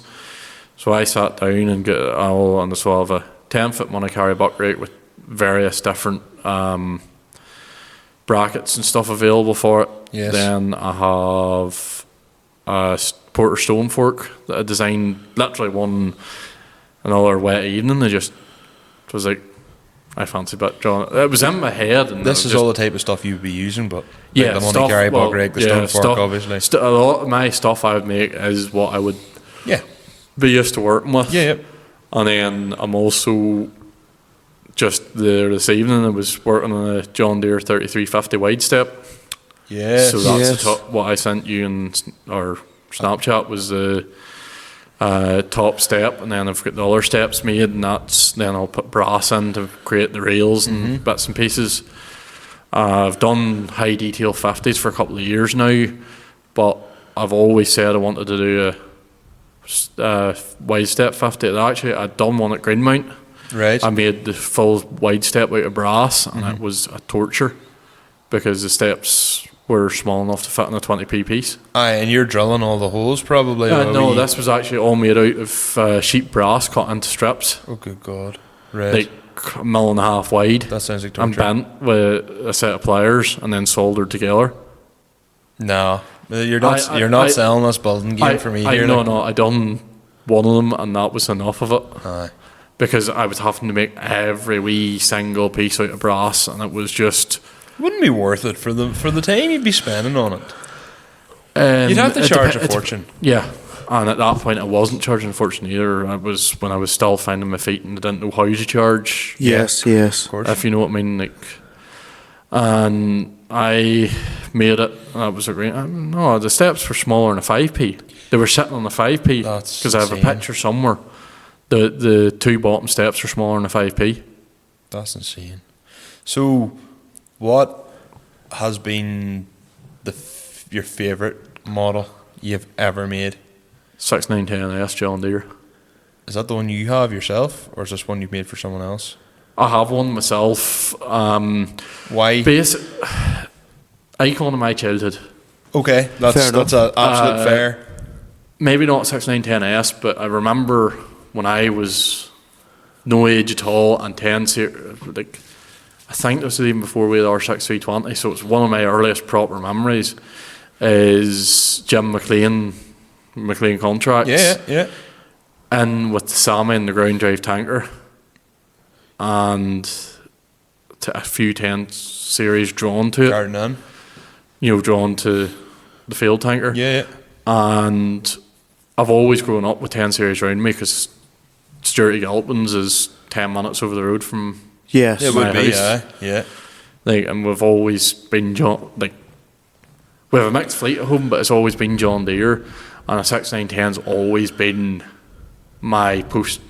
Well, 6930, like, but definitely my younger years, 6910 was the poster tractor. Well, like the 6910, 6290, 8360 would have been the three The big main. Or TM 140. Aye, or yeah, 5. 6810 was always I always liked the 6810 more than 6910. I've no Well, idea they're why. the same tractor. it's Exactly. I think it's just because the contractor who after Dad gave up putting in the silage, the contractor who came in had a fleet of 10 series and 100 series. Like when a 6400 came here, he had a 3650 and a 6400, and the 6400 at that time was a big tractor.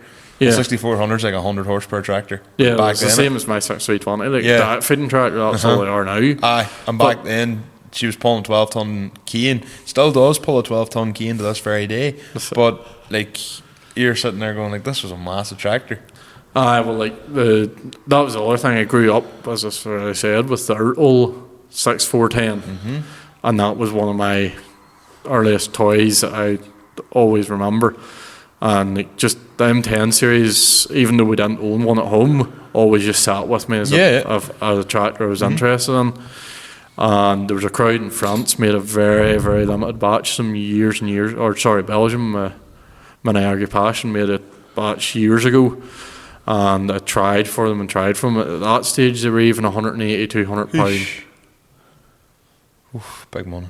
They usually retail around the 250, 300 these days. Even bigger money. If you were going out in the morning then to buy a tractor, or like you were going, okay, well, I have to buy a modern classic, would you say? not necessarily. If you were okay, say you're going out to draw silage for a day and you have the money. Money's no object. You can buy whatever you want, tractor and trailer. I always relate back to silage because that's all I know. Oh, here, silage is hard to beat. Yeah. Like, What are you buying? No, it doesn't need to be modern classic. You could put your own tractor on if you really, really wanted to. Well, I love driving my R series and stuff, like, and that's my favourite memories ever of silage is the 7530 in England. Yes. But I would have a Kane half pipe or a Hearn H1 Classic. Yes. So a 7530. 7530, 50k auto quad, Sunroof, TLS, sunroof. 6-post cab, so you have also the side window. Yes. On 650 42s yes. and 540s in the front. So basically the running gear that's on my R series. Yes. But as I said, 530 just for the sheer non-AdBlue note of her. Yep. They're deadly sounding. Deadly sounding tractor. At the same time, I know what it's like when your knee starts to get baller driving the 7530 for 14, 15 hours a day. But if it's only for one day. Oh, 75, like 75 or 1630. Like, I take it if you could, and the money was sitting there, would you trade the 145 for 75? What? Yes and no. The simplicity of the non-AdBlue and no emission, well, there is EGR, but still There's a man with a lesser. laptop probably fairly close to you that could do away with all that, you know. There's a man in large financials very well tuned up and tweaking Correct, them, we'll leave it yes. that way. And is well known for leaving them very fit. Aye, that fella in the Arch Peninsula would be rightly known for getting the right, Leaving them where they should be. And no, like, for the Isobus and the technology and what I'm doing, the auto steer and stuff on an R series is better than a 30. Your tractor literally scares me. Why? It's intimidating. There's so many fucking buttons. Aye, but I'd say if you got onto it and you had spend like, the day in it. if you were If probably you spent the day in it, you wouldn't want to drive anything else, really. oh no, Like when You're just an awkward like, fuck at go- times. Look at just like simplicity. I'm just thick. look at anybody really in that group chat that Yes. drives full time. Like Aye, they're nearly all looking for them multi-controller tractors oh, now. why? And it's all like auto command now, be it your T7 or your Dyna VT or whatever. Like it's or your auto quad. It's all that now. Like Or auto power, auto quads, you're still your manual. Like, Your That Amarok was down to Park Quad. Cork the one time. No, auto quad is power quad with an auto shift on it. Aye, so you don't okay. actually get per quad anymore. You just get auto You quad. know, you get power quad plus. Oh right, okay, sorry. I'm so far behind in the new stuff. What were you on about, Hugh? So what I was meaning was, if you know the way you climbed in the Amarok, you drove to Cork, and it was a breeze. Yeah. Driving, you know, Hugh's tractor is the same as driving your car. Oh, if you're Pick it out up. seeding or one passing or even mowing Even- silage, even- your tractor's the Aye, the but level. even Like- drawing silage, like you just put your foot down. There's no, like she's just very. It's handy. The only thing is, I don't do enough driving in a Vario at silage to properly get onto it. Well, Do you not drive with your foot pedal all the time? Aye, but I do. No, it depends what I'm doing. Oh well, I'm like using both. suppose- But like, obviously for field work. you see, I buck rake. I don't cart. Oh, you never really cart. Well, I've carted whole crop, but any time the last 3 years I've carted, I've nearly always been on the 6.3 Fair enough. Oh, okay. because we've maybe been bailing or have had 2 trailers on or something. But when we're at first cut or any time with more than one pit running, we have 2 shovels going, 2 different pits. Yes. So I'm always in the second our own telehandler, like, because my dad, when we changed the telehandler, I said to Dad we're putting, or to pivot steer telescopic, similar thing to a 320, but not a 320. What was that, Veneria or something? Veneria, aye. I said to Dad, I'm putting, getting Volvo headstock put onto the buck rake on an adapter. If I'd known, I probably should actually just sold the buck rake and bought a Monte Carlo with the heavier tines and stuff on it. Might still do that, we'll see. But no, I changed the buck rake to the shovel, and Dad said, right, that's your buck rake, and now I'm not. He will go and buck rake a load or two, but he was always buck rake on the back of the tractor, and I always went in his 6320. His poor neck. And also Like the poor when I- 6020. Yeah, she's done right there. She's done right there.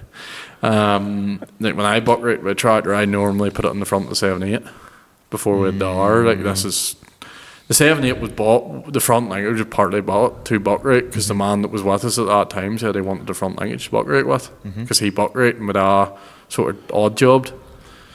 If my dad was going the buck rake now, he would have had it in his 6.3. But when I was pushing, the first couple of years I pushed with 6.3, and then 1 year I just took a notion I was going to buck rake with 7.8. 7.8 was my tractor. That's what I drove from when I was 14. That was not all the time, but that was my tractor. 7840, by the way, not 7810 or anything like Unfortunately, not a 7810. No, a green 7810 at that. To be fair, I'd be happy with either 7810 line in the yard, be it a Ford or a John Deere. Like, the only thing is in some way both of them can be overrated. but they're also phenomenal tractors, both of them. My biggest gripe with a Ford 7810 is when you're in second is here And against third's about 3 kilometres away. Out the window like that. I said that on our podcast. Like, you go first, second, and where you think you should be hitting third, you're nearly another half mile to go to it. You're hitting the centre, Yeah. where literally, because it's 1, 2, 3, 4, 3, 4. And It's nearly like there should be 2 more gears in the middle of the gearbox. Yeah. And Because my Dutz is your gears here in the same position, and you're at 1, 2, 3, 4, 5, 6. same as the Fiat. 1, 2, 3, 4, 5, reverse. Yeah. No, just when you talk about that was nearly an emotional night. The first time I ever drove a Fiat 11090. Oh, you nearly put it in reverse. I was used to driving the Dutz. Yes. I went not knowing at night, and I just touched, and then and I was like, nope, back Back to fifth. like these things happen. You do that, like He drove my Fiat couple of times with the handbrake on. So I looked at the clutch PTO and went, handbrake's down. Realising the handbrake's actually on the left hand side. That's a bit like the Doots. You did that yourself as well. Yeah, I've done before, but you first. You have like a handbrake for your PTO clutch, and then on the Doots, the handbrake is like down in behind your heel and here. That's and it's like nearly like a lorry handbrake. You pull it up out of the floor. Right, yes. Or an MB track, you pull it up out of the floor. Never driven an MB track. The uncle on County Down, that farms used to have one. I bet he wishes he'd kept it now, given the way the prices yes and no. went. It's just too small. Was she in it 1,000 or 1,200 or something? It's just 900. Okay, are they 4-cylinder? Thanks. I don't quote me. Well, they'd even flew maybe to keep us right there. What about the tractor on then? Right, Because so I'm conscious now we're in 2 hours 10. So we'll do your tractor on, and then we'll do the Moira Model show and get the full details for it after. Aye. Right, so on the 30th of November, there's going to be a Christmas lights tractor run held in Ballymoney from the old Route Hospital site. Or Route complex. There's still a big car park and stuff there. Yeah. And they're raising money for Crow's Nest Community Playgroup, which is actually based in the middle of our farm. Okay. I went there, my sister went there, big part of the community. I know where it's at, yeah. And they started having just a general tractor run in the springtime until COVID killed it. I think it was the weekend lockdown happened that we were meant to have our tractor run. Yes, okay. Yeah. And at that time, nobody knew how to do social distancing events for anything, so everything just fell to stop. Yeah. And after that, then when stuff started going out, one of the parents or board of directors seen a video from down south or in England of a tractor run that was at night with Christmas lights on the tractors and decorated tractors. And they were like, well, we try this.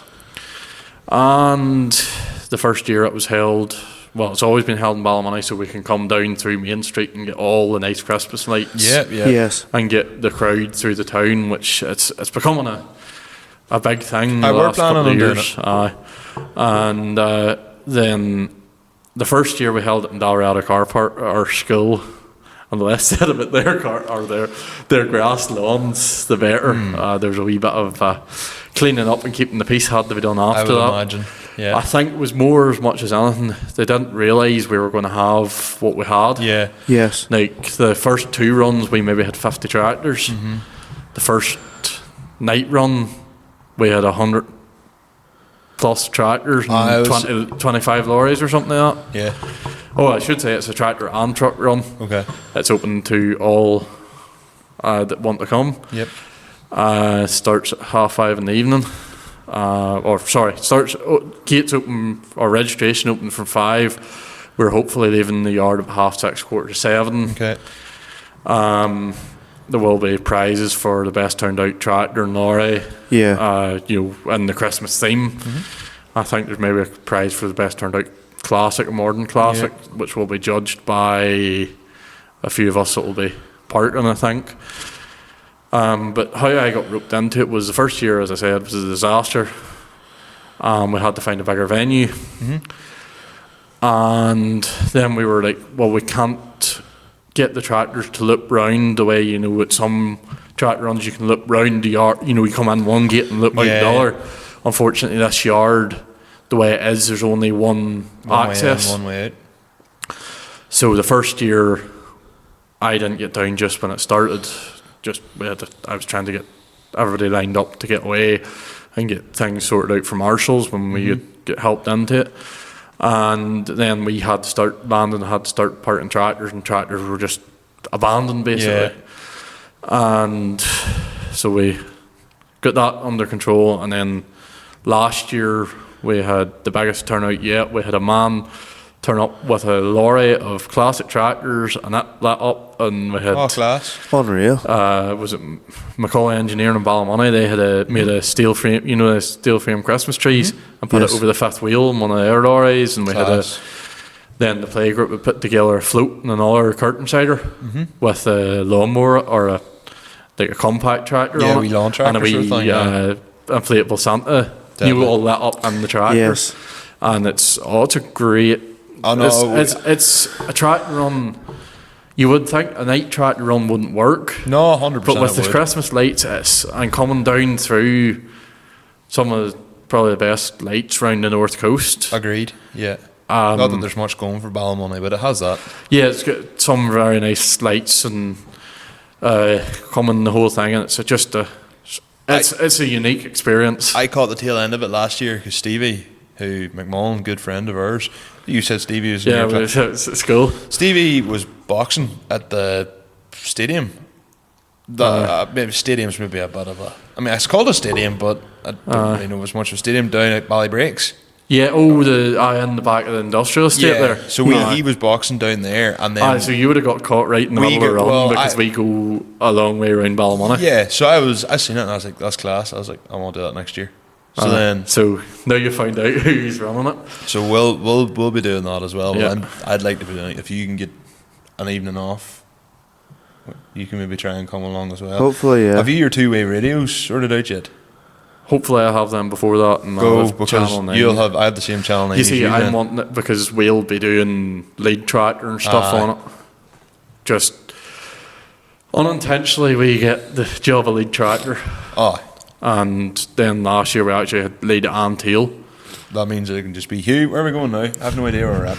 Yeah, there's plenty of marshals. We got all the parents and ex-parent, I know, but you can former still get parents and lost. stuff. And Well, I can anyway because I have no sense of direction. well, it's less said about getting lost and stuff. Did a like that. tractor run last year? What? I'll never love that, dude. No, I don't think so. Well, because somebody was standing waving their own weight around about. Yep.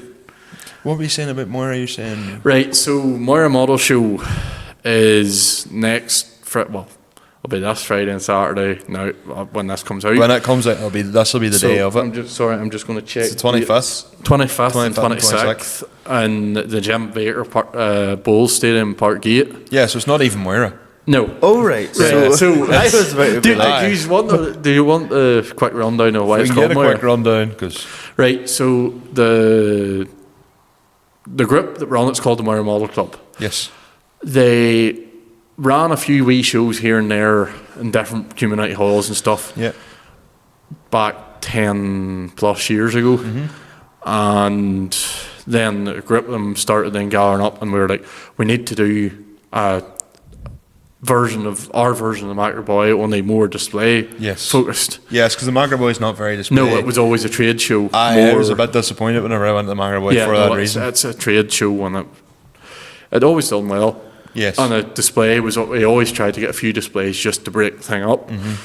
But it originally started in the Termary Sales Ring in Moira, and that's where the name Moira Model Club come from. And then it went to the Dainscroft Equestrian Centre, which is now an absolute shithole. You would get a founder and makes this place look like a palace. and in here's not exactly warm. The last year we were there, we got absolutely foundered. I think everybody had a cold after it. So how long's it been in the new place? 2019 it moved there. Okay, 'cause that's a good spot. I've been to a couple of MMA Yeah, fights there. it's just something else. It's a really, really good location. So one of the members of the Moira Model Club is local to Park Gate, and he got the venue, and 2019 they moved there and never looked back really. But onto the show, starts at I think it's 4 o'clock on the Friday evening till 10 o'clock. Yep. And then from 10 till 4 on the Saturday, but really 3:30. Yes. Probably by the time it's wound up. There will be a representative from Britain's there, and might have a few prototypes. Definitely. Most of the main scratch builders or custom builders in Ireland will be there, Yep. and a lot of very big layouts will be there. I can't Like, wait. yeah, I'm looking forward to it. You know the size, it's what, 200 and something foot long by what, Fuck. 60 foot wide, would you It say? would be, every bit of it. Every bit of it. Be about 5 times the length of the shed and 5 times as wide, actually. The length of this shed would be the width of it. Yeah. It's just 60 foot. Yeah. So, yeah. Aye. It would be about the width. It may actually be, it could be 80 foot wide. But I the don't know, length but of my the silo and actual shit, bowls area where they're on the show okay, on, fair enough. like the building itself is wider, Yeah, but the area okay. of displays is about 60 by 200. That is some spot. Yeah, so if anybody wants any details, they're on the Moira Model Club Facebook page. And I think there's contact numbers and stuff on it if you need. I'll have this out the morning, so Aye. if anybody listens, I'll put a thing up. I'll actually post on the Moira page and as well and say this. Yeah, there's a lot of different things. Hugh, I think we'll round this one off. I think we're probably due a catch up a second time round. I think we'll do more farming than. Yeah, absolutely. Because obviously I wanted to focus on the models for this, and it's a market I've kind of wanted to break into from the start. Give it a bit of a. You trying to exploit the model people there, Michael? Are you? I just think it's something that I just think it's so fascinating. It's just something that should be like spoke about because it's so cool. Like, Oh no, I'm Like, not we taking haven't it away even from it. touched the big show in Europe. 2 hours, we haven't even touched that. 2 hours 21. We still have a lot to do for us to talk about as well. I think you've only scratched the surface of the whole thing. 100%. Connor, what do you think of that? That was a great chat. Yeah. Well, it was obviously, we knew Hugh was going to be a long one. Like, there's no two ways about it. And to be honest with you, there was a lot to cover. And that conversation could have been 5 hours long. It could have been. Easily. This is going to be an extremely long podcast. Yep. Our podcasts are very up and down at the minute. You've got like 2 ones that are like 3 hours long, and then you've got like 2 that are like an hour 40. Sure, even the last one was over 2 hours. No, it wasn't. Was it? No, I don't think so. You were the one that edits it. I don't think it was. No. Fair enough. No. But anyway, we'll move into the big old skids one wheel pills. Yes. Obviously, Michael, time to get your phone out. you've none. You can just comment on what I have. Okay. Right. We should nearly just call this Michael's moment. Michael's. I like that, but then that's the main character syndrome of me just going yes. Right. Yes. We just instead of bigger skids with more wheel pills, we just call it Michael's moment. Okay. You can let us know what you think of that. If I should get my head out of my ass or not, like with that. But I think it's because I'm taking it. To be fair, all these videos are what people send to the channels. Like I, for the first time in a long time, checked the Instagram DMs because I leave it like so. There's ones had messaged and like there had been like 5 days ago, and I went, sure, I'll open that and see what the conversation was about. And yeah, you're the one that people talk to in it. No. Aye, well, So, yeah. that's fair. The first one then though didn't come from any form of social media, and you're involved. Do you remember when we were coming through Tullyroan? We were like walking as if we were going up onto the bank, and this really tall lad said, "Hello, Michael. Hello, Conor," to us. Yes. Yeah. Uh-huh. I don't know who that is, but appreciate it. So I was going to give a shout out to him. For funny, actually, we were standing at the low, and I just looked at you know the way you're looking round, Yeah. and I clocked eyes, and I was like, it was the feeling of, did they know me or something? Mm-hmm. And then he said hello. So, yeah, thank you very much for saying hello. I've fucking forgot your man's second name here. I'm farting and I'm stinging myself. Tom out. the farmer lad.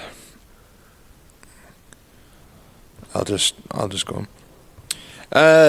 Someone else who I've been speaking to a lot recently is Tom on TikTok. Tom the farmer lad. He's actually originally from outside Ralstown, but Alright, he lives in Cumbria now. Oh. And works with farmers. Because I put up a thing there about like I think I talked about actually in the last podcast about like we were talking about maybe regrowing the ground, like reseeding ground and stuff like that there. Uh-huh. And then obviously we talked about a couple of podcasts ago about like what you do with your 100 acres and all that there. And he got on to me and he's been telling me like all these rations and stuff. And he's like, you could do this and you could do that and you could blend this, and telling me about all like the different things that you should be doing with calves. And he was like saying if I was going for the farm and I'd be doing this, and information overload. The man just has so much knowledge. Like, and I was like, Jesus, like what I'm getting here from this man, people would be paying hundreds of pounds for. Oh, so easily. big shout to Tom the farmer lad on TikTok. As I say, he's originally not far from us. Like, Yeah. so fair play to him. I really, really appreciate it. That Did you see the TikTok of the maize harvester blowing into like one of them Grimmy self-propelleds?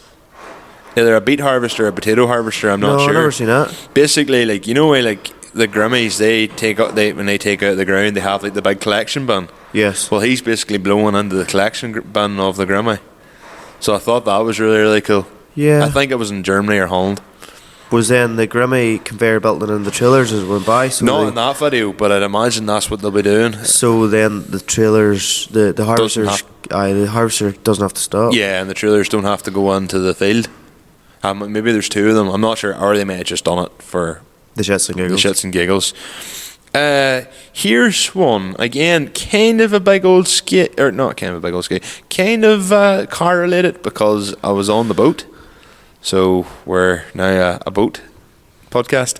No, Aye, Captain. we hear this. I was getting the Liverpool crossing there 10:30 Tuesday night past there. Yeah. Over to England. And funnily enough, because Liverpool's in England, and Well done, Michael. So somehow managed to get a room, which I was very, very happy about because I was getting up and doing a lot of driving the next day and all that there. So I got on the boat and I was walking up to the information desk to go and get Wi-Fi. And there's a guy in front of me and he said to the wee girl, he's like, how much is a room? And she's like, it's £65. And then I was sitting thinking, bastards, I was charged £85 for a room because I could only get I think it was a deluxe room or whatever by that stage. So people obviously had dropped out and cancelled their sailings, so there's rooms that come available. And he just turned there and he just went, nah, that's far too much for a Stenline room. He goes, that's a disgrace. And every girl was just sort of standing there like kind of like her eyes. She sort of reeled back a wee bit. He's like, no. He goes, Stenline's just not worth that. I'm not paying that. He goes, my friend was able to get a room for £35, and she was like, well, yeah, on the day sailing, they are £35. She's like, because they're a lot less desirable. He's like, well, the fact that you can charge £35 for that and then 65, he's like, it's absolutely ridiculous. And I think by this stage, my face was literally like, for those of us watching Spotify or listening to Spotify, I think one eyebrow was about to hit the ceiling, one eyebrow was about to hit the floor, and my mouth was just like an open and just pure fucking disbelief. And then your doll behind the counter like caught me, and she just went, okay, sir. And he goes, no. He goes, ridiculous. This is disgusting. I can't believe this. And just walked off. And I was like, I just turned to the girl and I was like, some things are just better off not said. And she just looked at me and I was like, it's like, there's no fucking need for any of that. Like, yes. And then she was like, right. She's like, I was actually starting to get a bit upset because he was being, his tone of voice was really rude. And she goes, but then she's like, I seen your face, and your face said what I wanted to say. Yes. She's like, so I felt a bit better, and she's like, what can I do you for? And I was like, can I get Wi-Fi? And she just printed a Wi-Fi code, handed it to me, and goes, here, on the house. She's like, I really appreciate you, like, just acknowledging how I felt.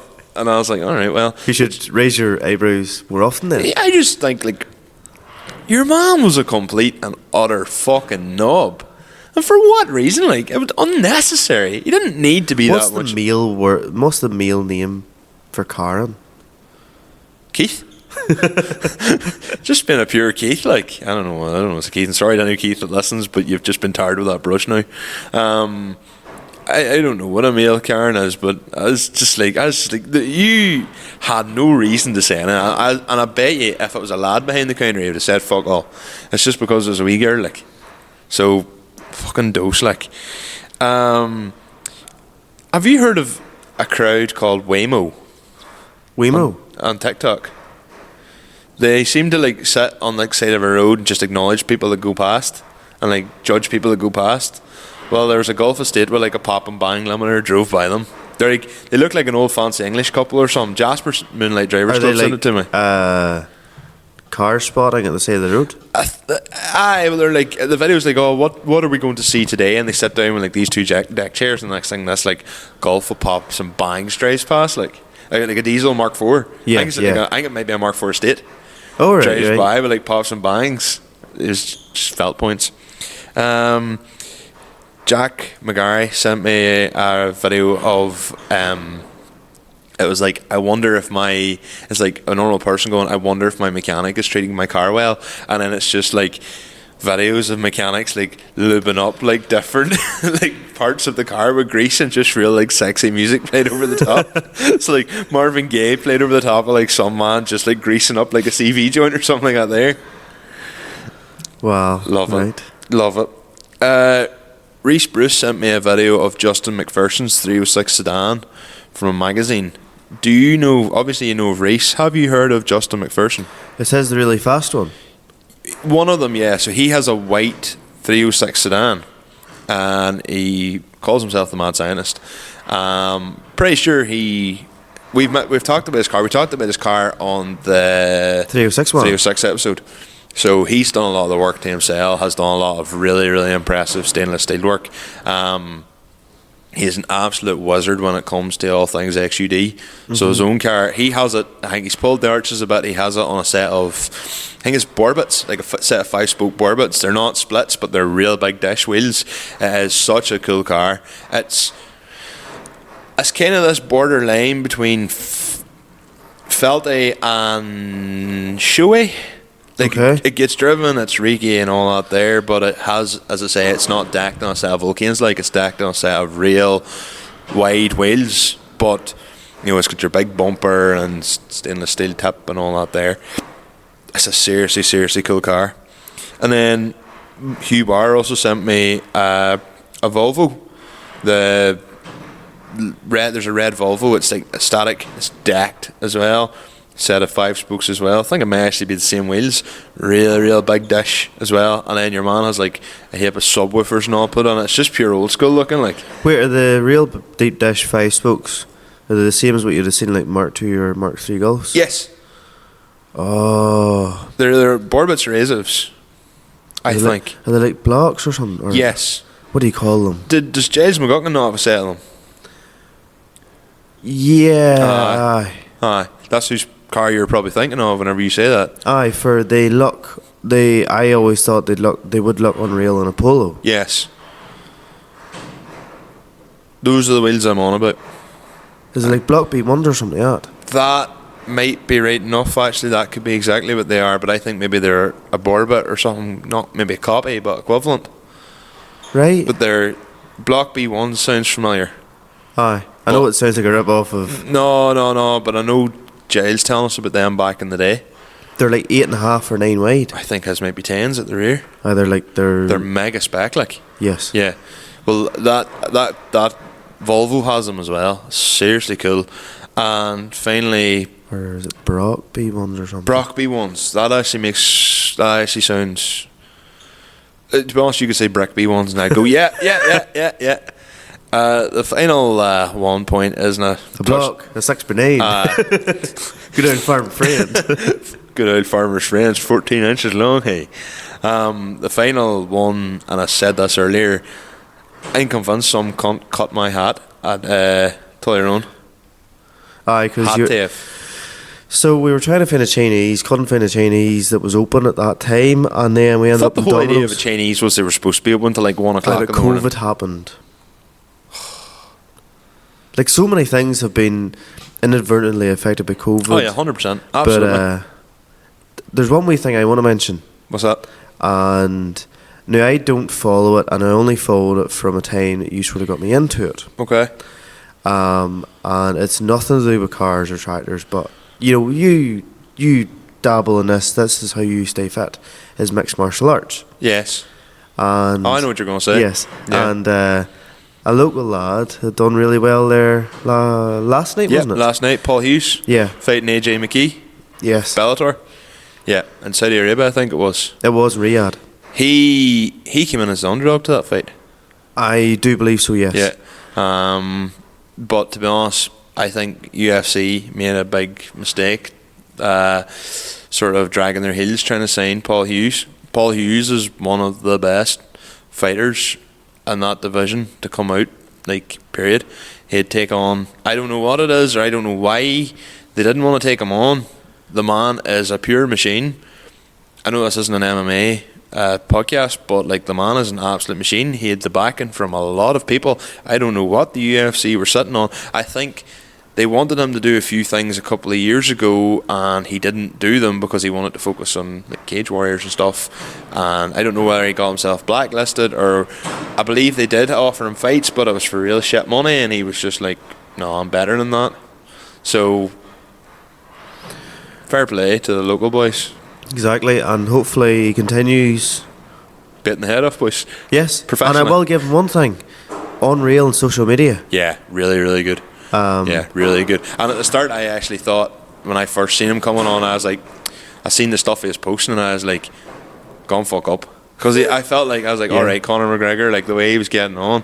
And then as you just seen him, and like every time he talked shit, he backed it up. Yes. I like say, I'm going to knock this cunt out first round. Person goes out first round. I was like, okay, maybe we should take what he says literally. Yeah. Was he a couple of years below you in school? His brother was in my year, yeah. Declan? Yeah. Yeah. Yeah. Lovely people. I actually think I have Paul Hughes' number on my phone. For whatever reason, my cousin Anthony had a phone. Paul could have changed this number years ago, but Anthony had one on my phones for a bit or something, Yeah. and whatever happened, I have a lot of numbers that were saved in his phone Okay. for whatever reason, and Paul was one of them. So Paul's probably changed his number 5 times since. Like, this is probably going back 10, 12, maybe 15 years ago. Yeah. Did he train, like, near you, or... He trains for FAA, Fight Academy Ireland, based out of West Belfast. Okay. But occasionally he would have come down to train with like sort of my coach and Conor Martin as well, of 37 Jiu-Jitsu, who I also did a bit of training with. I say it's like I'm an MMA fighter, and I haven't been to training in 3 weeks because No, it's just your way of staying fit. You enjoy it. I would, if I wasn't doing the podcasting, I'd be doing a lot more training. But you took this on. Podcasting definitely got in the way of my MMA, like, yeah. And I was never planning on fighting. Well, I did plan on fighting at one point, and then I got injured, and then that kind of... Dampen the spirits. Well, I got injured, then I got injured again, then I got injured again. And at that time, I was training flat out. And then after that, I went to America. And by the time I was going to America, then it just kind of all fell. And sort of fell out of way with training, and then would have went back for a few weeks, and then something would have come up, and... Just didn't work out. It's still class, so I still love it. Like, it's one of the best ways to keep fit. I suppose then, on that soft note, it's probably time to... And this podcast. Yes. Yes, indeed. So, if you're watching on YouTube, please like, comment, subscribe. Michael's now started to comment back to people, so happy days for that. And if you're listening to Spotify, thanks very much for listening. And I don't know what he's subscribed over on Spotify, but yeah. And in regards to socials, we're at Limited Slip Differences on TikTok, Instagram, Facebook. We're not on Twitter, or X as they call it nowadays. And Michael, what's your plugins? At Michael Scullin _ And I'm at Conor.McGoo. Though Michael's a lot more active than I would be. And also, because now I've found out it's a really good way to post things, at mscullin on Snapchat as well. Okay. So I'm just at Conor.McGoo in most things. I found out that Snapchat's actually a very, very good way to promote things. So Alright. fuck it, I don't care if my Snapchat's now more public than it was. You can choose to not accept people if it comes down that way, like, so. Alright, yeah. Yeah. If it's good enough for Moira Faye and Johnny B. O'Brien, it's good enough for me. And I just don't use anything. But thanks very much for listening, guys. Best of luck. See you in the next one.